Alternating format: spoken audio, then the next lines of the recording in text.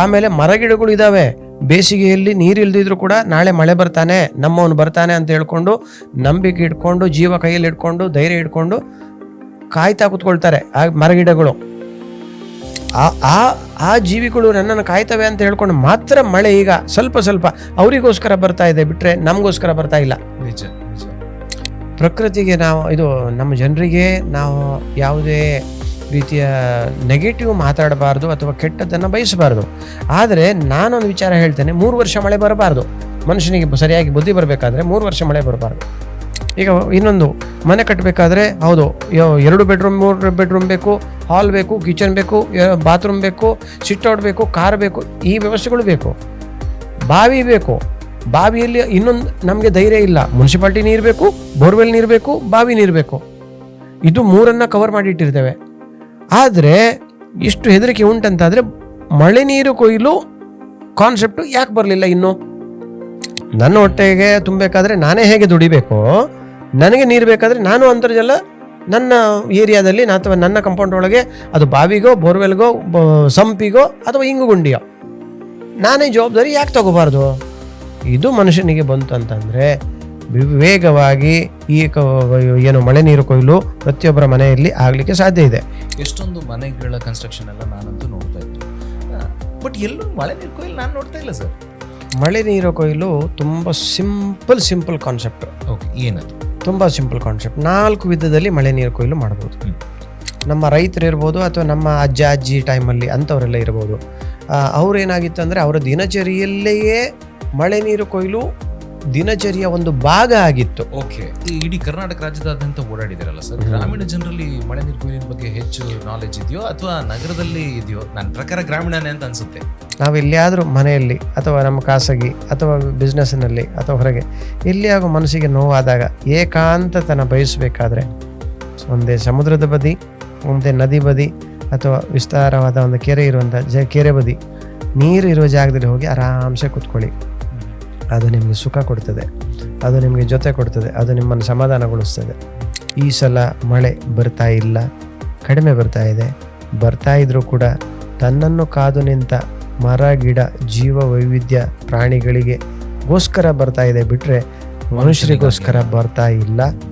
ಅದಕ್ಕಾಗಿ ಬಂದಂಥ ಮಳೆ ನೀರು ಏನು ಅಲ್ಪ ಸ್ವಲ್ಪ ಬರ್ತಾ ಇದೆ ಅದನ್ನು ಹಿಡಿದಿಟ್ಕೊಂಡು ಈಗ ನಮ್ಮ ಭೂಮಿಯಲ್ಲಿ ಬಾವಿಗೆ ಬೋರ್ವೆಲ್ಗೆ ಡೈರೆಕ್ಟ್ ಇಂಜೆಕ್ಟ್ ಮೆಥಡ್ ವೈಜ್ಞಾನಿಕ ರೀತಿಯಲ್ಲಿ ಅಂದರೆ ಟೆಕ್ನಿಕಲ್ ರೀತಿಯಲ್ಲಿ ಕಾಟಾಚಾರದ ರೂಪದಲ್ಲಿ ಎಲ್ಲ ಇಂಗಿಸಿದ್ರೆ ಭೂಮಿಗೆ ನಾಳೆ ಭೂಮಿಯಲ್ಲಿ ತುಂಬುತ್ತದೆ.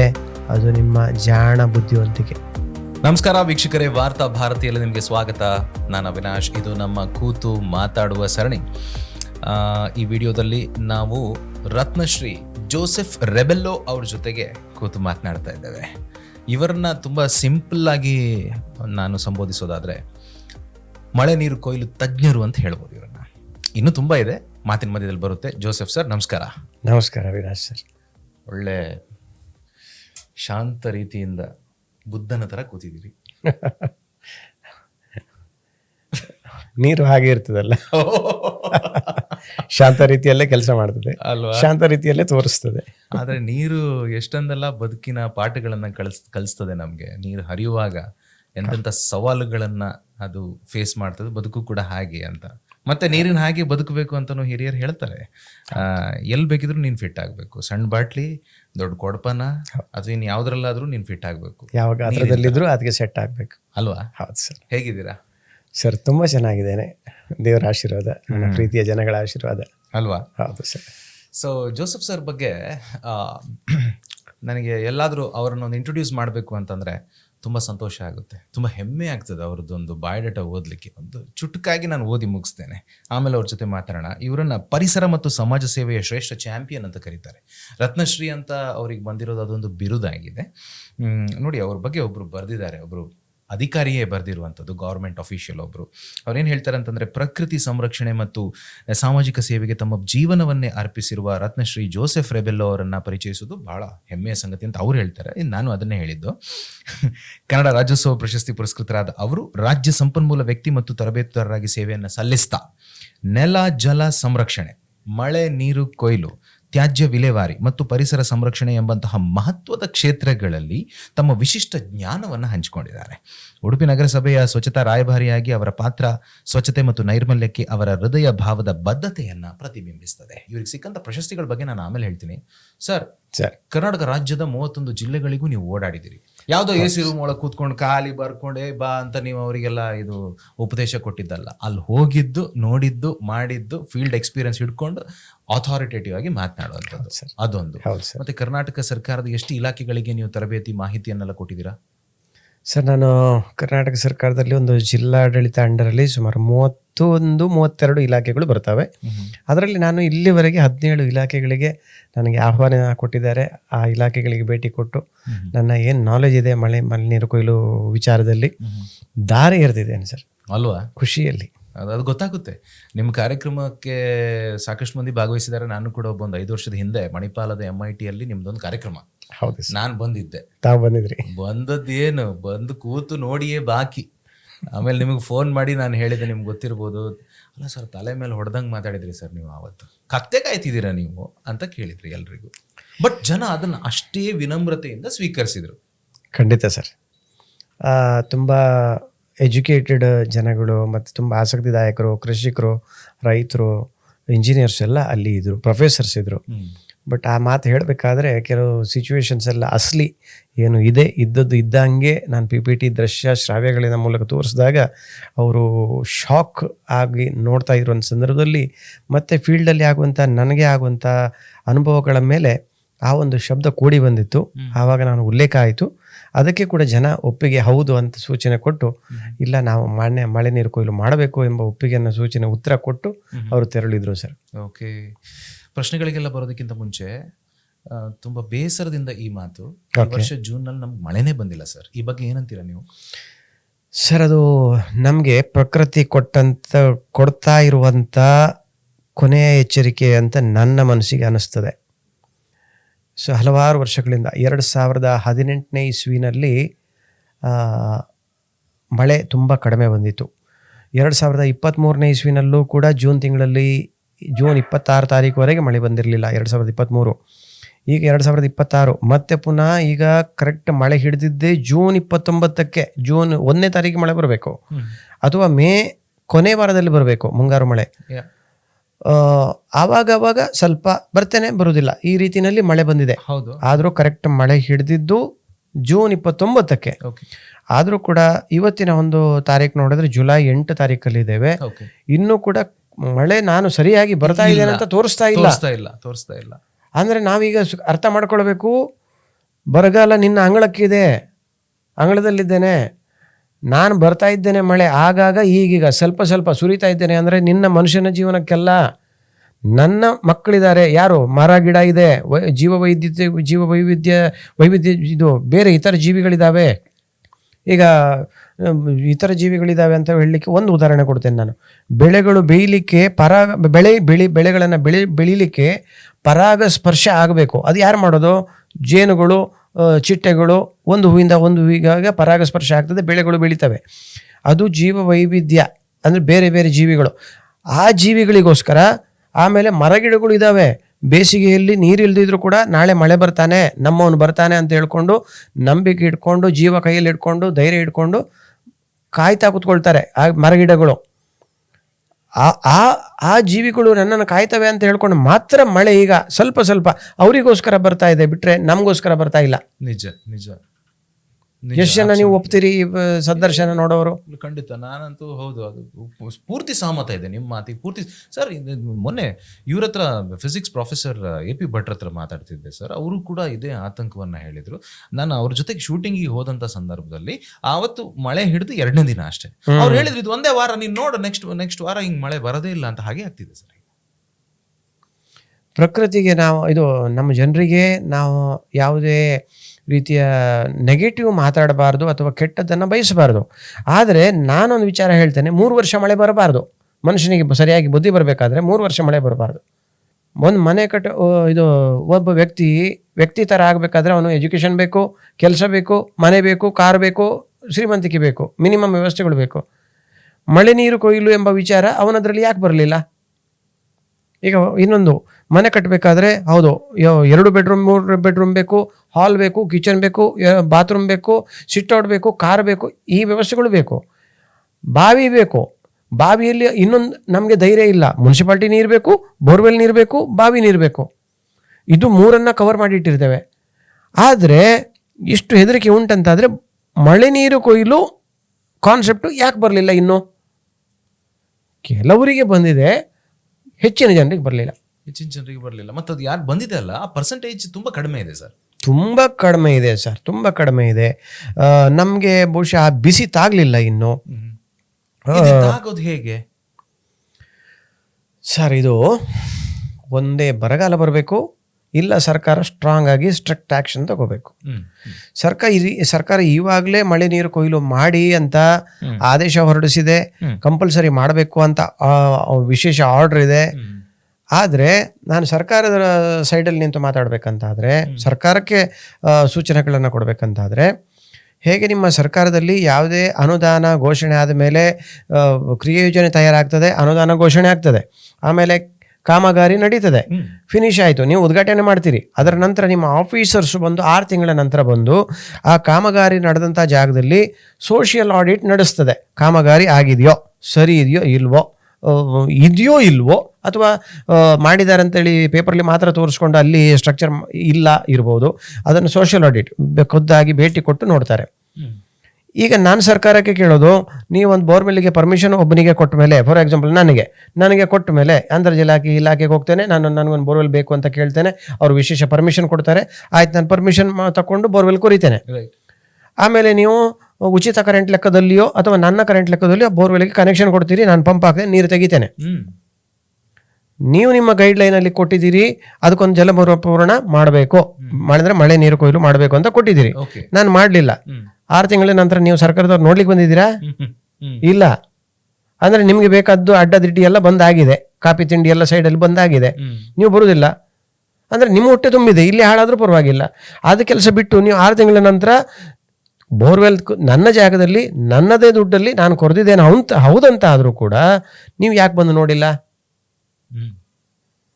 ನೀವು ನೋಡಲಿಕ್ಕೆ ಬರೋದಿಲ್ಲ ಅಂತಾದರೆ ನಮಗೆ ಮುನ್ಸಿಪಾಲ್ಟಿಯಿಂದ ಅಥವಾ ಗ್ರಾಮ ಪಂಚಾಯತಿಯಿಂದ ನಲ್ಲಿ ನೀರು ನೀವು ಯಾಕೆ ಕೊಡ್ತೀರಿ? ನಿಮ್ಗೆ ಯಾರು ಕೊಡ್ಲಿಕ್ಕೆ ಹೇಳಿದ್ದು? ನೀವು ಯಾಕೆ ನೀರು ಸರಬರಾಜು ಮಾಡುವಂಥ ವ್ಯವಸ್ಥೆ ಜವಾಬ್ದಾರಿ ತೊಗೊಂಡಿದ್ದೀರಿ? ಅದು ಕೊಡಬೇಡಿ, ನಲ್ಲಿ ನೀರು ವಾಪಸ್ ತೆಗೀರಿ. ನಮ್ಮ ನೀರಿಗೆ ನಾವೇ ಜವಾಬ್ದಾರಿ ಅಂತ ಆರ್ಡರ್ ಮಾಡಿ ಯಾಕೆ ಡೈರೆಕ್ಟು ನಾವು ನೋಡ್ಕೊಳ್ತೇವೆ. ಆವಾಗ ಮನುಷ್ಯನಿಗೆ ಬುದ್ಧಿ ಬರ್ತದೆ, ನೀರಿಗೆ ಸರ್ಕಾರ ಇನ್ನೂ ಟ್ಯಾಪಲ್ಲಿ ನೀರು ಕೊಡೋದಿಲ್ಲ, ಸರ್ಕಾರ ನಮಗೆ ನಾವೇ ಜವಾಬ್ದಾರು. ಹೆಂಗೆ ನಾವೀಗ ನಮ್ಮ ಹೊಟ್ಟೆಗೆ ನಾವೇ ಕೆಲಸಕ್ಕೆ ಹೋಗಿ ಹೊರಗಡೆ ಹೋಗಿ ಕೆಲಸ ಹುಡುಕಬೇಕು, ಕೆಲಸ ಮಾಡಬೇಕು, ಸಂಬಳ ತರಬೇಕು, ಆ ಸಂಬಳದಲ್ಲಿ ನಾವು ನಮ್ಮ ಹೊಟ್ಟೆಗೆ ನಾವೇ ದುಡಿಬೇಕು, ಸರ್ಕಾರ ಕೊಡೋದಿಲ್ಲ. ಈಗ ಉಚಿತ ಭಾಗ್ಯ ಇದೆ, ಅದು ವಿಚಾರ ಬೇರೆ. ನನ್ನ ಹೊಟ್ಟೆಗೆ ತುಂಬಬೇಕಾದ್ರೆ ನಾನೇ ಹೇಗೆ ದುಡಿಬೇಕೋ, ನನಗೆ ನೀರು ಬೇಕಾದರೆ ನಾನು ಅಂತರ್ಜಲ ನನ್ನ ಏರಿಯಾದಲ್ಲಿ ಅಥವಾ ನನ್ನ ಕಾಂಪೌಂಡ್ ಒಳಗೆ, ಅದು ಬಾವಿಗೋ ಬೋರ್ವೆಲ್ಗೋ ಸಂಪಿಗೋ ಅಥವಾ ಇಂಗುಗುಂಡಿಯೋ, ನಾನೇ ಜವಾಬ್ದಾರಿ ಯಾಕೆ ತಗೋಬಾರ್ದು? ಇದು ಮನುಷ್ಯನಿಗೆ ಬಂತು ಅಂತಂದರೆ ವೇಗವಾಗಿ ಈ ಏನು ಮಳೆ ನೀರು ಕೊಯ್ಲು ಪ್ರತಿಯೊಬ್ಬರ ಮನೆಯಲ್ಲಿ ಆಗಲಿಕ್ಕೆ ಸಾಧ್ಯ ಇದೆ. ಇಲ್ಲಿ ತೋರಿಸ್ಬೇಕಾದದ್ದು ನಾನು 2 ವಿಚಾರ. ಒಂದು, ಸರ್ಕಾರ ವಿಶೇಷ ಜವಾಬ್ದಾರಿ ತಗೋಬೇಕು. ಇನ್ನೊಂದು, ಮನೆಯವರಿಗೆ ಅಥವಾ ನನಗೆ ನಾನಾಗಿ ಒಪ್ಪಿಕೊಳ್ಬೇಕು, ಹೌದು ನಾನು ಮಾಡಬೇಕು, ಇದು ನನ್ನ ಜವಾಬ್ದಾರಿ ಅಂತ. ಈ 2 ವಿಚಾರ ನನ್ನ ಗಮನ. Perfect sir. ಈಗ ಎಷ್ಟೊಂದು ಮನೆಗಳ ಕನ್ಸ್ಟ್ರಕ್ಷನ್ ಎಲ್ಲ ನಾನಂತೂ ನೋಡ್ತಾ ಇದ್ದೇನೆ, ಬಟ್ ಎಲ್ಲೂ ಮಳೆ ನೀರು ಕೊಯ್ಲು ನಾನು ನೋಡ್ತಾ ಇಲ್ಲ ಸರ್. ಇಲ್ಲಿ ಒಂದು ಸಮಸ್ಯೆ ಬರ್ತದೆ ಸರ್. ನೋಡಿ, ಒಂದು ಈಗ ಹೆಣ್ಮಗು ನಮ್ಮ ಮನೆಯಲ್ಲೂ ಇದೆ, ಕಾಲೇಜಿಗೆ ಹೋಗುವಂಥ. ಕಾಲೇಜ್ ಆಯಿತು, ಇನ್ನೇನು ಸ್ವಲ್ಪ ಹೊತ್ತಲ್ಲಿ ಅವಳಿಗೆ ಮದುವೆ ಆಗ್ತದೆ. ಅವಳಿಗೆ ಮದುವೆ ಆಗಿ ಗಂಡನ ಮನೆಗೆ ಹೋದ ಮೇಲೆ ನಿಜವಾದ ಅಡುಗೆ ಮಾಡುವಂಥ ಜವಾಬ್ದಾರಿ ಬೀಳ್ತದೆ. ತಾಯಿ ಮನೆಯಲ್ಲಿದ್ದಾಗ ತಾಯಿ ಅಡುಗೆ ಮಾಡ್ತಾರೆ. ಇವರು ಕಾಲೇಜಿಗೆ ಬಂದು ಇವಳಿಗೆ 20-25 ವರ್ಷ ಆದರೂ ಕೂಡ ಅವರ ತಾಯಿ ಅಡುಗೆ ಮಾಡ್ತಾರೆ. ಗಂಡನ ಮನೆಗೆ ಬಂದ ಮೇಲೆ ಅಲ್ಲಿ ಅತ್ತೆ ಬುದ್ಧಿ ಕಲಿಸ್ತಾರೆ, ಅವರು ಸುಮ್ಮನೆ ಕೂತ್ಕೊಂಡಿರ್ತಾರೆ, ಜವಾಬ್ದಾರಿ ಅಡುಗೆ ಮಾಡೋದು ಸೊಸೆಗೆ ಬೀಳ್ತದೆ. ಅಂದರೆ ಈ ವಿಚಾರ ಯಾಕೆ ಹೇಳಿದೆ ಅಂದರೆ, ಅಡುಗೆ ಮಾಡಬೇಕು ಅಂತ ಗೊತ್ತಿದೆ, ಹೆಂಗೆ ಮಾಡೋದು ಅಂತ ಗೊತ್ತಿಲ್ಲ ಇವಳಿಗೆ. ಎಲ್ರಿಗಲ್ಲ, ಕೆಲವರಿಗೆ ಗೊತ್ತಿದೆ, ಬಟ್ ಹೆಚ್ಚಿನ ಹೆಣ್ಮಕ್ಳಿಗೆ ಹೆಂಗೆ ಮಾಡೋದು ಅಡುಗೆ ಅಂತ ಗೊತ್ತಿಲ್ಲ. ಇಲ್ಲಿ ಕೂಡ ಮಳೆ ನೀರು ಕೊಯ್ಲು ವಿಚಾರಕ್ಕೂ ಕೂಡ ಬಂದಾಗ, ಮಳೆ ನೀರು ಕೊಯ್ಲು ಮಾಡಬೇಕು ಅಂತ ಗೊತ್ತಿದೆ, ಹೇಗೆ ಮಾಡೋದು ಅಂತ ಗೊತ್ತಿಲ್ಲ. ಇದು ತುಂಬ ಜನರಿಗಿದೆ. ಈಗ ಕೆಲವು ಸಾಮಾನ್ಯ ಜನರಿದ್ದಾರೆ, ಓಕೆ, ಅವ್ರಿಗೆ ಗೊತ್ತಿಲ್ಲ. ಇಂಜಿನಿಯರ್ಸ್ ಇದ್ದಾರೆ, ಸಿವಿಲ್ ಇಂಜಿನಿಯರ್ಸ್ ಇದ್ದಾರೆ, ಅಥವಾ ಕೃಷಿಗೆ ಸಂಬಂಧಪಟ್ಟವ್ರು ಇದ್ದಾರೆ, ಅಥವಾ ಬಿಲ್ಡರ್ಸ್ ಇದ್ದಾರೆ. ಅವರಿಗೆ ಕೆಲವರಿಗೆ ಗೊತ್ತಿದೆ ಕರೆಕ್ಟ್, ಗೊತ್ತಿಲ್ಲ, ಹೆಚ್ಚಿನವರಿಗೆ ಸರಿಯಾದ ವಿಧಾನ ಗೊತ್ತಿಲ್ಲ. It's a different subject all together. ಈಗ ನೀವು ಈ ಈ ಈ ಕ್ಷೇತ್ರದಲ್ಲಿ ನಿಮ್ಮ ಎಕ್ಸ್ಪರ್ಟೀಸ್ ಇರುವಂಥದ್ದು ಸರ್. ಹಾಗೆ ನೋಡೋದಕ್ಕೆ ಹೋದ್ರೆ ಈಗ ಎಷ್ಟೊಂದು ಜನ ಒಂದು ಮನೆ ಕಟ್ಟುವಂಥ ಸಂದರ್ಭದಲ್ಲಿ ಅವರೇ ನಿಲ್ಸಿ ನಾವು ಕಾಂಟ್ರಾಕ್ಟರ್ಗೆಲ್ಲ ಕೊಡಲ್ಲ, ನಮ್ಗೆ ಜಸ್ಟ್ ಒಂದು ಇಂಜಿನಿಯರ್ ಒಂದು ಒಳ್ಳೆ ಇದು ಮಾಡಿಬಿಟ್ರೆ ಸಾಕು, ನಾವೇ ನಿಂತು ನಾವೇ ಮಾಡಿಸ್ತೇವೆ, ನಮ್ಗೆ ಎಲ್ಲಿ ಕಲ್ಲು ಜಲ್ಲಿ ಗಾರೆ ಹೇಗೆ ಮಾಡಿಸ್ಬೇಕು ಅನ್ನೋದು ಗೊತ್ತಿದೆ. ಆ ಮಿನಿಮಮ್ ನಾಲೆಜ್ ಅದಷ್ಟೇ. ಹೌದು sir, it's A minimum knowledge. ನಿಮ್ಗೆ ಗೊತ್ತಿದೆ ಸ್ಟುಡಿಯೋದಲ್ಲಿ ಇಲ್ಲಿ ಕೂತಿದ್ದೀರಿ, ಸ್ಟುಡಿಯೋದಲ್ಲಿ ಲೈಟ್ ಇರುತ್ತೆ ಅನ್ನೋ ಮಿನಿಮಮ್ ನಾಲೆಜ್ ಇದೆ. ಬಟ್ ಈ ಲೈಟಿನ ಟೆಕ್ನಿಕಾಲಿಟೀಸ್ ನಿಮ್ಗೆ ಗೊತ್ತಿಲ್ಲ. ಇಲ್ಲ, ಈಗ ಅದೇ ಹೇಳೋದು, ಈ ಮಳೆ ನೀರು ಕೊಯ್ಲು ಅನ್ನೋದು ಒಂದು ಸಪರೇಟ್ ಸಬ್ಜೆಕ್ಟ್. ಅದಕ್ಕೆ ನೀವು ಅದ್ರಲ್ಲಿ ಡಾಕ್ಟರ್ ಆಗಿದ್ದೀರಾ ಅಲ್ಲ, ಬಿಕಾಸ್ ನಂಗೆ ಗೊತ್ತಲ್ಲ. ಹೌದು, ನಾನು ಅನುಭವದ ಮೇಲೆ. ಹೌದು, ನಿಮ್ಮ ಜೊತೆಗೆ ಬಂದು ಎಷ್ಟೊಂದು ಮನೆಗಳಿಗೆಲ್ಲ ಸರ್ ಎಂತೆಂತ ಮಾಡಿದೀವಿ, ನಾವು ಭೇಟಿ ಮಾಡಿ ನೋಡಿ. ಸಣ್ಣ ಸಣ್ಣ ಮನೆಗಳಲ್ಲೂ ನೀವು ಮಾಡಿರುವಂತ ಆ ಕೆಲಸ ಇದೆಯಲ್ಲ, ನೋಡಿದಾಗ ಒಂದು ಮನ್ಸು ತುಂಬಿ ಬರುತ್ತೆ ಸರ್. ವೆಲ್, ನಾವು ಸ್ವಲ್ಪ ಆಚೆ ಹೋಗಿ ಈಚೆ ಬರೋಣ. ನಿಮ್ಗೆ ಮಳೆ ನೀರು ಕೊಯ್ಲಿನ ಬಗ್ಗೆ ಆಸಕ್ತಿ ಹುಟ್ಟಿದ್ದು ಹೇಗೆ, ಯಾವಾಗ, ಯಾಕಾಗಿ? ಸರ್, ನಿಮ್ದು ಒಳ್ಳೆ ಪ್ರಶ್ನೆ ಸರ್. ಅದು ನನ್ನ ತಾಯಿಯ ತಂದೆ ಅಂದ್ರೆ ನನ್ನ ಅಜ್ಜ ಕುದುರೆಮುಖದಲ್ಲಿ ಅವ್ರಿಗೆ ಕಾಫಿ ತೋಟ. ಅಲ್ಲಿ ನಾವು ಏಪ್ರಿಲ್ ಮೇ ರಜೆ ಅಂತಲ್ಲ, ನಾನು 3 ವರ್ಷದವನಾಗ ಅಜ್ಜಿ ಮನೆಗೆ ಹೋಗೋದು. ಆವಾಗ ಆ ಕುದುರೆಮುಖ ಮನೆ ಬೆಟ್ಟದ ಮೇಲಿದೆ. ನೀರು ಬೆಟ್ಟದಿಂದ ಕೆಳಗಡೆ ಇಳ್ಕೊಂಡು ಯಾವುದೋ ಒಂದು ಮಣ್ಣಿನ ಗುಹೆಯಿಂದ ಉಜದಿಂದ ನೀರು ಬರ್ತದೆ. ಅದಕ್ಕೆ ಒಂದು ಬಿದಿರಿನ ಒಂದು ದಂಬೆ ಮಾಡಿದ್ದಾರೆ. ಆ ಬಿದಿರಿನ ದಂಬೆಯಿಂದ ಸಪ್ರೇಟ್ ಆಗಿ ನೀರು ಬಂದು ಒಂದು ಜಾಗಕ್ಕೆ ಬೀಳ್ತದೆ. ಅಲ್ಲಿ ಕೊಡಪಾನ ಇಟ್ಟು ಅದು ಶುದ್ಧ ನೀರು, ತಂಪು ನೀರು ಬರ್ತದೆ. ನಮ್ಮ ತಂದೆ ತಾಯಿ ಅಕ್ಕಪಕ್ಕ ನೆರೆಮನೆಯವರು, ಹೆಂಗಸರು, ಮಹಿಳೆಯರೆಲ್ಲ ಸೇರಿ ಅಲ್ಲಿ ಏನು ಶುದ್ಧ ನೀರು ಬರ್ತದೆ ಆ ನೀರನ್ನು ಕೊಡಪಾನಾಗ ತುಂಬಿಸಿ ಒಂದು ಗಂಕುಳದಲ್ಲಿ ಇಟ್ಕೊಂಡು ಇನ್ನೊಂದು ಕೈಯಲ್ಲಿ ಇಟ್ಕೊಂಡು ಗುಡ್ಡ ಬೆಟ್ಟ ಹತ್ಕೊಂಡು ನಮ್ಮ ಮನೆಗೆ ಬರ್ಬೇಕು. ಆವಾಗ ನಾವು ಸಣ್ಣ ಮಕ್ಕಳು, ನಮ್ಮ ಕೈಗೆ ಒಂದು ಸಣ್ಣ ಚೆಂಬು ಕೊಡ್ತಾ ಇದ್ರು. ಆವಾಗೆಲ್ಲ ಚೆಂಬು ಬರ್ತಾ ಇತ್ತು, ಈಗ ಎಲ್ಲ ಪ್ಲಾಸ್ಟಿಕ್ ಮಗ್ ಚೆಂಬು. ನಮ್ಗೆ ಅದು ಕೊಡಪಾನ ಸ್ಟೈಲ್. ನಾವು ನೀರು ತರೋದಂತ ನಾಟಕ ಮಾಡ್ಕೊಂಡೆಲ್ಲ ಬರ್ತಾ ಇದ್ವಿ. ಅದು ಸಣ್ಣ ಪ್ರಾಯದ ನೆನಪು ನಮಗಿತ್ತಲ್ವಾ. ನಾವು ಬೆಳೀತಾ ಒಂದು 10ನೇ PUC ಈ ಥರ ಬರುವಾಗ ಆ ಸಣ್ಣ ಪ್ರಾಯದ ಚಿತ್ರಣಗಳು, ಅಸಲಿ ಚಿತ್ರಣಗಳು ನೆನಪಿಗೆ ಬಂತು. ಈ ಕಾಲದಲ್ಲಿ ನೀರಿನ ಸಮಸ್ಯೆಗಳು ಮುಂದೆ ಕಂಡು ಬಂತು. ಹೌದಲ್ವಾ. ಆವಾಗ ಕೆಳದಿಂದ ಮೇಲ್ಬದಿಗಿತ್ತು, ಪಂಪ್ ಇರಲಿಲ್ಲ, ಅದು ಕಷ್ಟ. ತಾಯಿ ಹೆತ್ತವರೆಲ್ಲ ಹೊತ್ಕೊಂಡ್ಬರುವಾಗ ಅದೊಂದು ಕಷ್ಟ. ಈಗ ಬರಗಾಲದ ಕಷ್ಟ. ಇದು ಹೀಗೆ ಅಂತೇಳಿ ನಂಗೊಂದು ಯಾವುದೋ ದೇವರೇ ರೂಪ ಮಾಡಿಕೊಟ್ರೇನೋ, ರೆಡಿ ಮಾಡಿಕೊಟ್ರೇನೋ ಬಹುಶಃ ನನಗೆ ಅನ್ನಿಸ್ತದೆ. ನಾನು ಆಟೋಮೊಬೈಲ್ ಇಂಜಿನಿಯರಿಂಗ್ ಮಾಡಿದರೂ ಕೂಡ ನನಗೆ ಆ ಲೈನ್ ಹಿಡಿಸ್ಲಿಲ್ಲ, ಸೆಟ್ ಆಗಲಿಲ್ಲ ನನಗೆ. ಬಹುಶಃ ನನಗೆ ದೇವರು ಈ ದಾರಿಗೆ ಸೆಟ್ ಮಾಡಿ ಇಟ್ಟಿದ್ರು ಏನೋ. ಅದು ನಾನು ಮರದಿಂದ ಕೆಳಗಡೆ ಬಿದ್ದಾಗ 1.5 ವರ್ಷ ನಾನು ಬೆಡ್ ರೆಸ್ಟಲ್ಲಿದ್ದಾಗ ದೇವರು ಆ ದಾರಿಯನ್ನು, PUC ಡಿಗ್ರಿ ದಾರಿಯನ್ನು ಬಿಟ್ಟು ನನಗೆ ಈ ಕಡೆ ಬರಲಿಕ್ಕೆ ಒಂದು ಅವಕಾಶ ಮಾಡಿಕೊಟ್ರು. ಅದು ಭೇಟಿ ನನಗೆ ಜಿಲ್ಲಾ ಪಂಚಾಯತಿಗೆ ಆಯಿತು, ಉಡುಪಿ ಜಿಲ್ಲಾ ಪಂಚಾಯತಿಗೆ. ಅಲ್ಲಿ ನನ್ನನ್ನು ಗುರುತಿಸಿದ್ರು. ನನ್ನ ಕೆಲಸಗಳು ತೆರೆಮರೆಯಲ್ಲಿ ಆಗ್ತಾ ಇರುವಂಥ ಸಂದರ್ಭದಲ್ಲಿ ನನ್ನನ್ನು ಈ ಕೆಲಸವನ್ನು ಹೈಲೈಟ್ ಮಾಡಿದ್ರು. ಅವರು 4 ಕಡೆ ಪಾಠ ಮಾಡ್ಲಿಕ್ಕೆ ಕಳಿಸಿದ್ರು. ಅಲ್ಲಿಂದ ಜಿಲ್ಲೆಯಿಂದ ಸ್ಟೇಟಿಗೆ ಪರಿಚಯ ಆಯಿತು, ಸ್ಟೇಟಿಂದ 17 ಇಲಾಖೆಗೆ ಪರಿಚಯ ಆಯಿತು ಸರ್. ಹೀಗೆ ನಾನು ಬೆಳೆದು ಬಂದಿದ್ದೇನೆ. ಹವಾಮಾನ ವೈಪರೀತ್ಯ, ಕ್ಲೈಮೇಟ್ ಚೇಂಜ್, ಮಳೆಯ ಮೇಲೆ ಕೂಡ ಪ್ರಭಾವ ಬೀರ್ತಾ ಇದೆಯಾ? ಹೌದು ಸರ್. ನೋಡಿ, ಒಂದು ಸಾಮಾನ್ಯ ಜನರಿಗೆ ಸಾಮಾನ್ಯ ತಿಳುವಳಿಕೆಯಲ್ಲಿ ಹೇಳಬೇಕಂತ ಅಂದರೆ, ನಾವು ಮನುಷ್ಯರು ಶುದ್ಧ ಗಾಳಿಯನ್ನು ಉಸಿರಾಡ್ತೇವೆ ಅಂತ ಅಂದ್ಕೊಂಡಿದ್ದೇವೆ. ಅದಲ್ಲ ಹೇಳ್ತೇನೆ, ನಿಮ್ಮ ಲೈನಿಗೆ ಬರ್ತೇನೆ ನಾನು. ನಾವು ಮನುಷ್ಯರು ಶುದ್ಧ ಗಾಳಿಯನ್ನು ಉಸಿರಾಡ್ತೇವೆ. ಅಶುದ್ಧ ಗಾಳಿ ನಮಗೆ ಮನುಷ್ಯರಿಗೆ ಉಸಿರಾಡಲಿಕ್ಕೆ ಬೇಡ. ನಾವು ಮೂಗು ಮುಚ್ಚಿಕೊಳ್ತೇವೆ, ಒಳಗೆ ತಗೊಳ್ಳಿಕ್ಕೆ ರೆಡಿ ಇಲ್ಲ.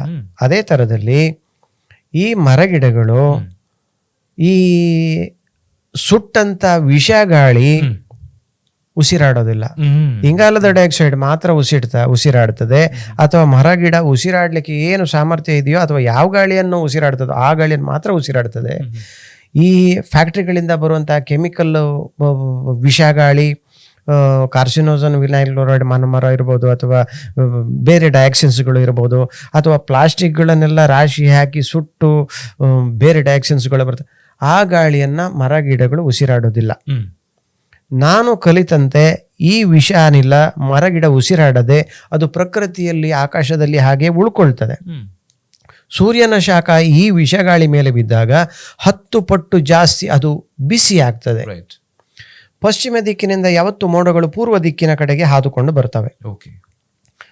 ನಮ್ಮ ಸಾಮಾನ್ಯ ತಿಳುವಳಿಕೆಯಂತೆ ಎಲ್ಲಿ ಬೆಂಕಿ ಇದೆ ಅಲ್ಲಿ ನೀರಿನ ಪಸೆ ಇರುವುದಿಲ್ಲ, ಹ್ಮ್ ಬರಲಿಕ್ಕೆ ಕೇಳೋದಿಲ್ಲ. ಹ್ಮ್ ಇದು ಕೂಡ ಹಾಗೆ, ನಮ್ಮ ಆಕಾಶದಲ್ಲಿ ನಾವು ಸುಟ್ಟು ಬಿಸಿ ಮಾಡಿದಂಥ ಗಾಳಿ ಆಕಾಶದಲ್ಲಿ ಇದ್ದಾಗ, ಸೂರ್ಯನ ಶಾಖ ಬಿದ್ದಾಗ ಮೋಡಗಳು ಹತ್ರ ಬರಲಿಕ್ಕೆ ಕೇಳೋದಿಲ್ಲ, ಹ್ಮ್ ಅಲ್ಲಿಯೇ ಕರಗಿ ಸಮುದ್ರದಲ್ಲೇ ಮಳೆಯಾಗಿ ಬೀಳ್ಬೋದು. ಓಕೆ ಅದಕ್ಕೆ ನಮಗೆ ಭೂಮಿ ಕಡೆ ಬರ್ಲಿಕ್ಕೆ ಕೇಳೋದಿಲ್ಲ. ರೈಟ್ ಅದರಿಂದ ವಾತಾವರಣ ಬಿಸಿಯಾಗಿದೆ. ಓಕೆ ನಮಗೂ ಹೇಗೆ ಒಂದು ಇದು ನಮ್ಮ ಆವಾಗವಾಗ ಒಂದು ಜ್ವರ ಬರುತ್ತದೆ, ಅಥವಾ ಆವಾಗ ಒಂದು ಕಾಯಿಲೆ ಬರ್ತಾ ಇದೆ, ಅದು ನಮ್ಮ ದಿನಚರಿ ಅಥವಾ ನಮ್ಮ ಆರೋಗ್ಯಕ್ಕೆ ಹೆಚ್ಚು ಗಮನ ಕೊಡದೇ ಇರೋದ್ರೆ ಏರುಪೇರು. ಭೂಮಿಯ ರಕ್ಷಣೆ ನಾವು ಮಾಡಬೇಕಾಗಿತ್ತು. ಭೂಮಿಗೂ ಈಗ ನಾವು ಅದನ್ನು ದುರ್ಬಳಕೆ ಮಾಡ್ತಾ ಇರೋದ್ರಿಂದ ಭೂಮಿಗೂ ಕಾಯಿಲೆಗಳು ಬರ್ತಾ ಇದ್ದಾವೆ, ಭೂಮಿಗೂ ಜ್ವರ ಬಂದಿದೆ. ಈಗ ಜ್ವರ ಬರುವಾಗ ಎಲ್ಲಿ ನಮಗೆ ತಂಪು ನೀರು ಮೈಗೆ ಹಿಡಿತದೆ? ಆಗೋದಿಲ್ಲ. ಅದಕ್ಕೆ ಈ ಬಿಸಿ ಜಾಗ ಎಲ್ಲಿ ವಾತಾವರಣ ಇದೆ ಅಲ್ಲಿ ತಂಪು ಮೋಡ ಬರಲಿಕ್ಕೆ ಹೆದರ್ತದೆ, ಸಮುದ್ರದಲ್ಲೇ ಮಳೆಯಾಗಿ ಬೀಳ್ತದೆ, ಭೂಮಿಗೆ ನೀರು ಬೀರೋದಿಲ್ಲ. ಅದಕ್ಕೆ ನೋಡಿ, ನಮಗೆ ಈಗ ರೀಲ್ಸ್ಗಳಲ್ಲಿ ಅಥವಾ ಮೊಬೈಲ್ಗಳಲ್ಲಿ ನೋಡ್ಲಿಕ್ಕೆ ಸಿಗ್ತದೆ ಎಲ್ ನೀನೋ ಅಂತ ಹೇಳಿ ವಾತಾವರಣ ಬಗ್ಗೆ ನಾನು ಮಾತಾಡಬೇಕು. ಏನಿದೆ ಎಲ್ ನೀನು ಒಂಚೂರು ಸ್ವಲ್ಪ ಬಿಡಿಸಿ. ಎಲ್ ನೀನೋ ಅಂದರೆ ನನಗೆ ಅದರ ಬಗ್ಗೆ ಹೆಚ್ಚು ತಿಳುವಳಿಕೆ ಇಲ್ಲ, ಬಿಕಾಸ್ ಆಫ್ ನಾವು ಆ ವಿಚಾರದಲ್ಲಿ ಹೆಚ್ಚು ಕಲ್ತುಕೊಂಡವ್ರಲ್ಲ. ಆದರೂ ಸಾಮಾನ್ಯ ತಿಳುವಳಿಕೆ ಮತ್ತೆ ನಮ್ಮ ಪತ್ರಿಕಾ ಮಾಧ್ಯಮದಲ್ಲಿ ಎಲ್ಲ ನಾವು ತಿಳ್ಕೊಂಡಂತೆ ವಾತಾವರಣ ಬಿಸಿಯಾಗಿದೆ. ಬಿಸಿಯಾದ ವಾತಾವರಣಕ್ಕೆ ತಂಪು ಮೋಡ ಹೆಂಗ್ ತರೋದು? ಬರ್ಲಿಕ್ಕೆ ಸಾಧ್ಯ ಇಲ್ಲ. ಅದರಿಂದ ಅದು ಹತ್ರ ಬರ್ಲಿಕ್ಕೆ ಕೇಳೋದಿಲ್ಲ. ಈ ಜಾಗದಲ್ಲಿ ನಮಗೆ ಮಳೆ ಬೀಳೋದಿಲ್ಲ. ಹಾಗಂತ ನಾನು ತಿಳ್ಕೊಂಡಿದ್ದೇನೆ. ಹೆಚ್ಚಿನ ತಿಳುವಳಿಕೆ ನಾನು ಅವರಿಂದ ಪಡ್ಕೊಳ್ಬೇಕಾಗ್ತದೆ. ಇಲ್ಲ, ನಾವು ಮತ್ತೆ ನಿಮ್ದೇ ಸಬ್ಜೆಕ್ಟಿಗೆ ವಾಪಸ್ ಬರೋಣ ಸರ್. ಮುಂದುವರಿಸಿ. ನೀವೀಗ ಮಳೆ ನೀರು ಕೊಯ್ಲು ಘಟಕವನ್ನ ಅತ್ಯಂತ ಸರಳವಾಗಿ ನೀವು ನಮಗೆ ವಿವರಿಸಿ ಸರ್. ಇದು ಒಂದು ಅತಿ ಸಾಮಾನ್ಯ ಮನೆಯಲ್ಲೂ ಇದನ್ನ ಮಾಡಬಹುದೇ? ಆಗ್ತದೆ. ಮಳೆ ನೀರು ಕೊಯ್ಲು ತುಂಬ ಸಿಂಪಲ್ ಕಾನ್ಸೆಪ್ಟ್. ಓಕೆ, ಏನದು? ತುಂಬ ಸಿಂಪಲ್ ಕಾನ್ಸೆಪ್ಟ್. 4 ವಿಧದಲ್ಲಿ ಮಳೆ ನೀರು ಕೊಯ್ಲು ಮಾಡ್ಬೋದು. ಒಂದು, ಮನೆಯಲ್ಲಿ ನಾವು ಸಂಪಿದ್ರೆ ನೀರು ಧೈರ್ಯಕ್ಕೆ ನಾವೀಗ ಡೆಪಾಸಿಟ್ ಇಡ್ತೇವೆ, ದುಡ್ಡು ಡೆಪಾಸಿಟ್ ಇಡ್ತೇವೆ ನೋಡಿ ಬ್ಯಾಂಕಲ್ಲಿ, ಅದೇ ಥರ ಮನೆಯಲ್ಲಿ ಕಾರ್ ಪಾರ್ಕಿಂಗ್ ಅಂಡರಲ್ಲಿ ಅಥವಾ ಯಾವುದೋ ಜಾಗದಲ್ಲಿ ಒಂದು ನೀರಿನ ಟ್ಯಾಂಕ್ ಮಾಡಿ ನೆಲದಡಿಯಲ್ಲಿ ನೀರು ಸ್ಟೋರೇಜ್ ಟ್ಯಾಂಕ್ ಮಾಡಿರ್ತೇವೆ. ಅದು ಒಂದು ಸಂಪು. ಮಳೆ ನೀರನ್ನು ಅದರಲ್ಲೂ ತುಂಬಿಸಿ ಇಡ್ಬೋದು. ನಮ್ಮ ಬಾಟ್ಲಲ್ಲಿ ನೀರು ಬರ್ತದಲ್ಲ, ಅದು ನೋಡಿ ಅದರ ಮುಚ್ಚಳ ಏರ್ ಟೈಟ್ ಸೀಲ್ ಆಗಿರ್ತದೆ. ಆ ಥರ ಏರ್ ಟೈಟ್ ಸೀಲ್ ಮಾಡಿ ಅದನ್ನು ಮುಚ್ಚಿಟ್ರೆ ಯಾವುದೇ ಗಾಳಿ ಅಥವಾ ಬೆಳಕು ಈ ಎರಡರಲ್ಲಿ ಯಾವುದಾದ್ರೂ ಒಂದು ಅದರ ಒಳಗೆ ಹಾದು ಹೋಗ್ಲಿಕ್ಕೆ ಬಿಡದಿದ್ರೆ ಅದನ್ನು ಈ ವರ್ಷದ ಮಳೆ ನೀರು ಬರುವ ವರ್ಷದ ಏಪ್ರಿಲ್ ಮೇಗೆ ಬಳಸ್ಬೋದು. ಅದು ಒಂದು ರೀತಿಯ ಮಳೆ ನೀರು ಕೊಯ್ಲು. ಫೈನ್. ನೆಕ್ಸ್ಟ್, ಎರಡನೇದು, ನಮ್ಮ ಕರಾವಳಿ ಪ್ರದೇಶದಲ್ಲಿ, ಬಯಲು ಪ್ರದೇಶದಲ್ಲಿ ಅಂದರೆ ಹಾಸನ, ಶಿವಮೊಗ್ಗ, ರಾಯಚೂರು, ಹಾವೇರಿ, ಈ ಥರ ಎಲ್ಲ, ಚಾಮರಾಜನಗರ, ಇದೆಲ್ಲ ಬಯಲು ಪ್ರದೇಶಗಳು. ಅಲ್ಲಿ ಕೂಡ ಬಾವಿಗಳು ಇತ್ತು, ನಮ್ಮ ಇತಿಹಾಸ ಹೇಳ್ತದೆ. ಈಗಲೂ ಕೂಡ ನಾನು ಭೇಟಿ ಕೊಟ್ಟಂತ ಸಂದರ್ಭದಲ್ಲಿ 20 ಅಡಿ 30 ಅಡಿ ಬಾವಿಗಳು ಈಗಲೂ ಇದಾವೆ. ಈಗ ನೀರಿಲ್ಲ. ಆದ್ರೆ ಎರಡನೇದು ನಮ್ಗೆ ಬಾವಿ. ನಮ್ಮ ಮನೆಯ ಟ್ಯಾರೆಸ್ ಮೇಲೆ ಅಂದ್ರೆ ಮನೆ ಚಾವಣಿ ಮೇಲೆ ಬಿದ್ದಂತ ಮಳೆ ನೀರು ಹೇಗೂ ಶುದ್ಧವಾಗಿರ್ತದೆ. ಅದನ್ನ ನಾವು ಆದ್ರೂ ಕೂಡ ಒಂದು ಫಿಲ್ಟರ್ ಮಾಡಿ ನೀರನ್ನ ಸೋಸಿ ನೇರವಾಗಿ ಬಾವಿಗೆ ಇಳಿಸಬಹುದು. ನೇರವಾಗಿ ಇಳಿಸ್ಬೋದು. ಇದನ್ನ ಡೈರೆಕ್ಟ್ ಇಂಜೆಕ್ಟ್ ಮೆಥಡ್ ಅಂತ ಹೇಳ್ತಾರೆ. ಹೀಗೆ ಮಾಡಿದ್ರೆ ಬಾವಿಯಲ್ಲಿ ಬೇಗನೆ ನೀರು ತುಂಬುತ್ತದೆ, ಮಣ್ಣು ಪ್ರದೇಶ ಬೇಗನೆ ನೀರನ್ನ ಹೀರಿಕೊಳ್ತದೆ. ಸಮುದ್ರಕ್ಕೆ ಹೋಗುವ ನೀರು ನಮ್ಮದೇ ಭೂಮಿಯ ಭೂಭಾಗದಲ್ಲಿ ಸ್ಟಾಕ್ ಆಗಿರ್ತದೆ. ಇದು ಕೂಡ ಒಂದು ಸಂಪು, ಇದು ಕೂಡ ಒಂದು ಮಳೆ ನೀರು ಕೊಯ್ಲು.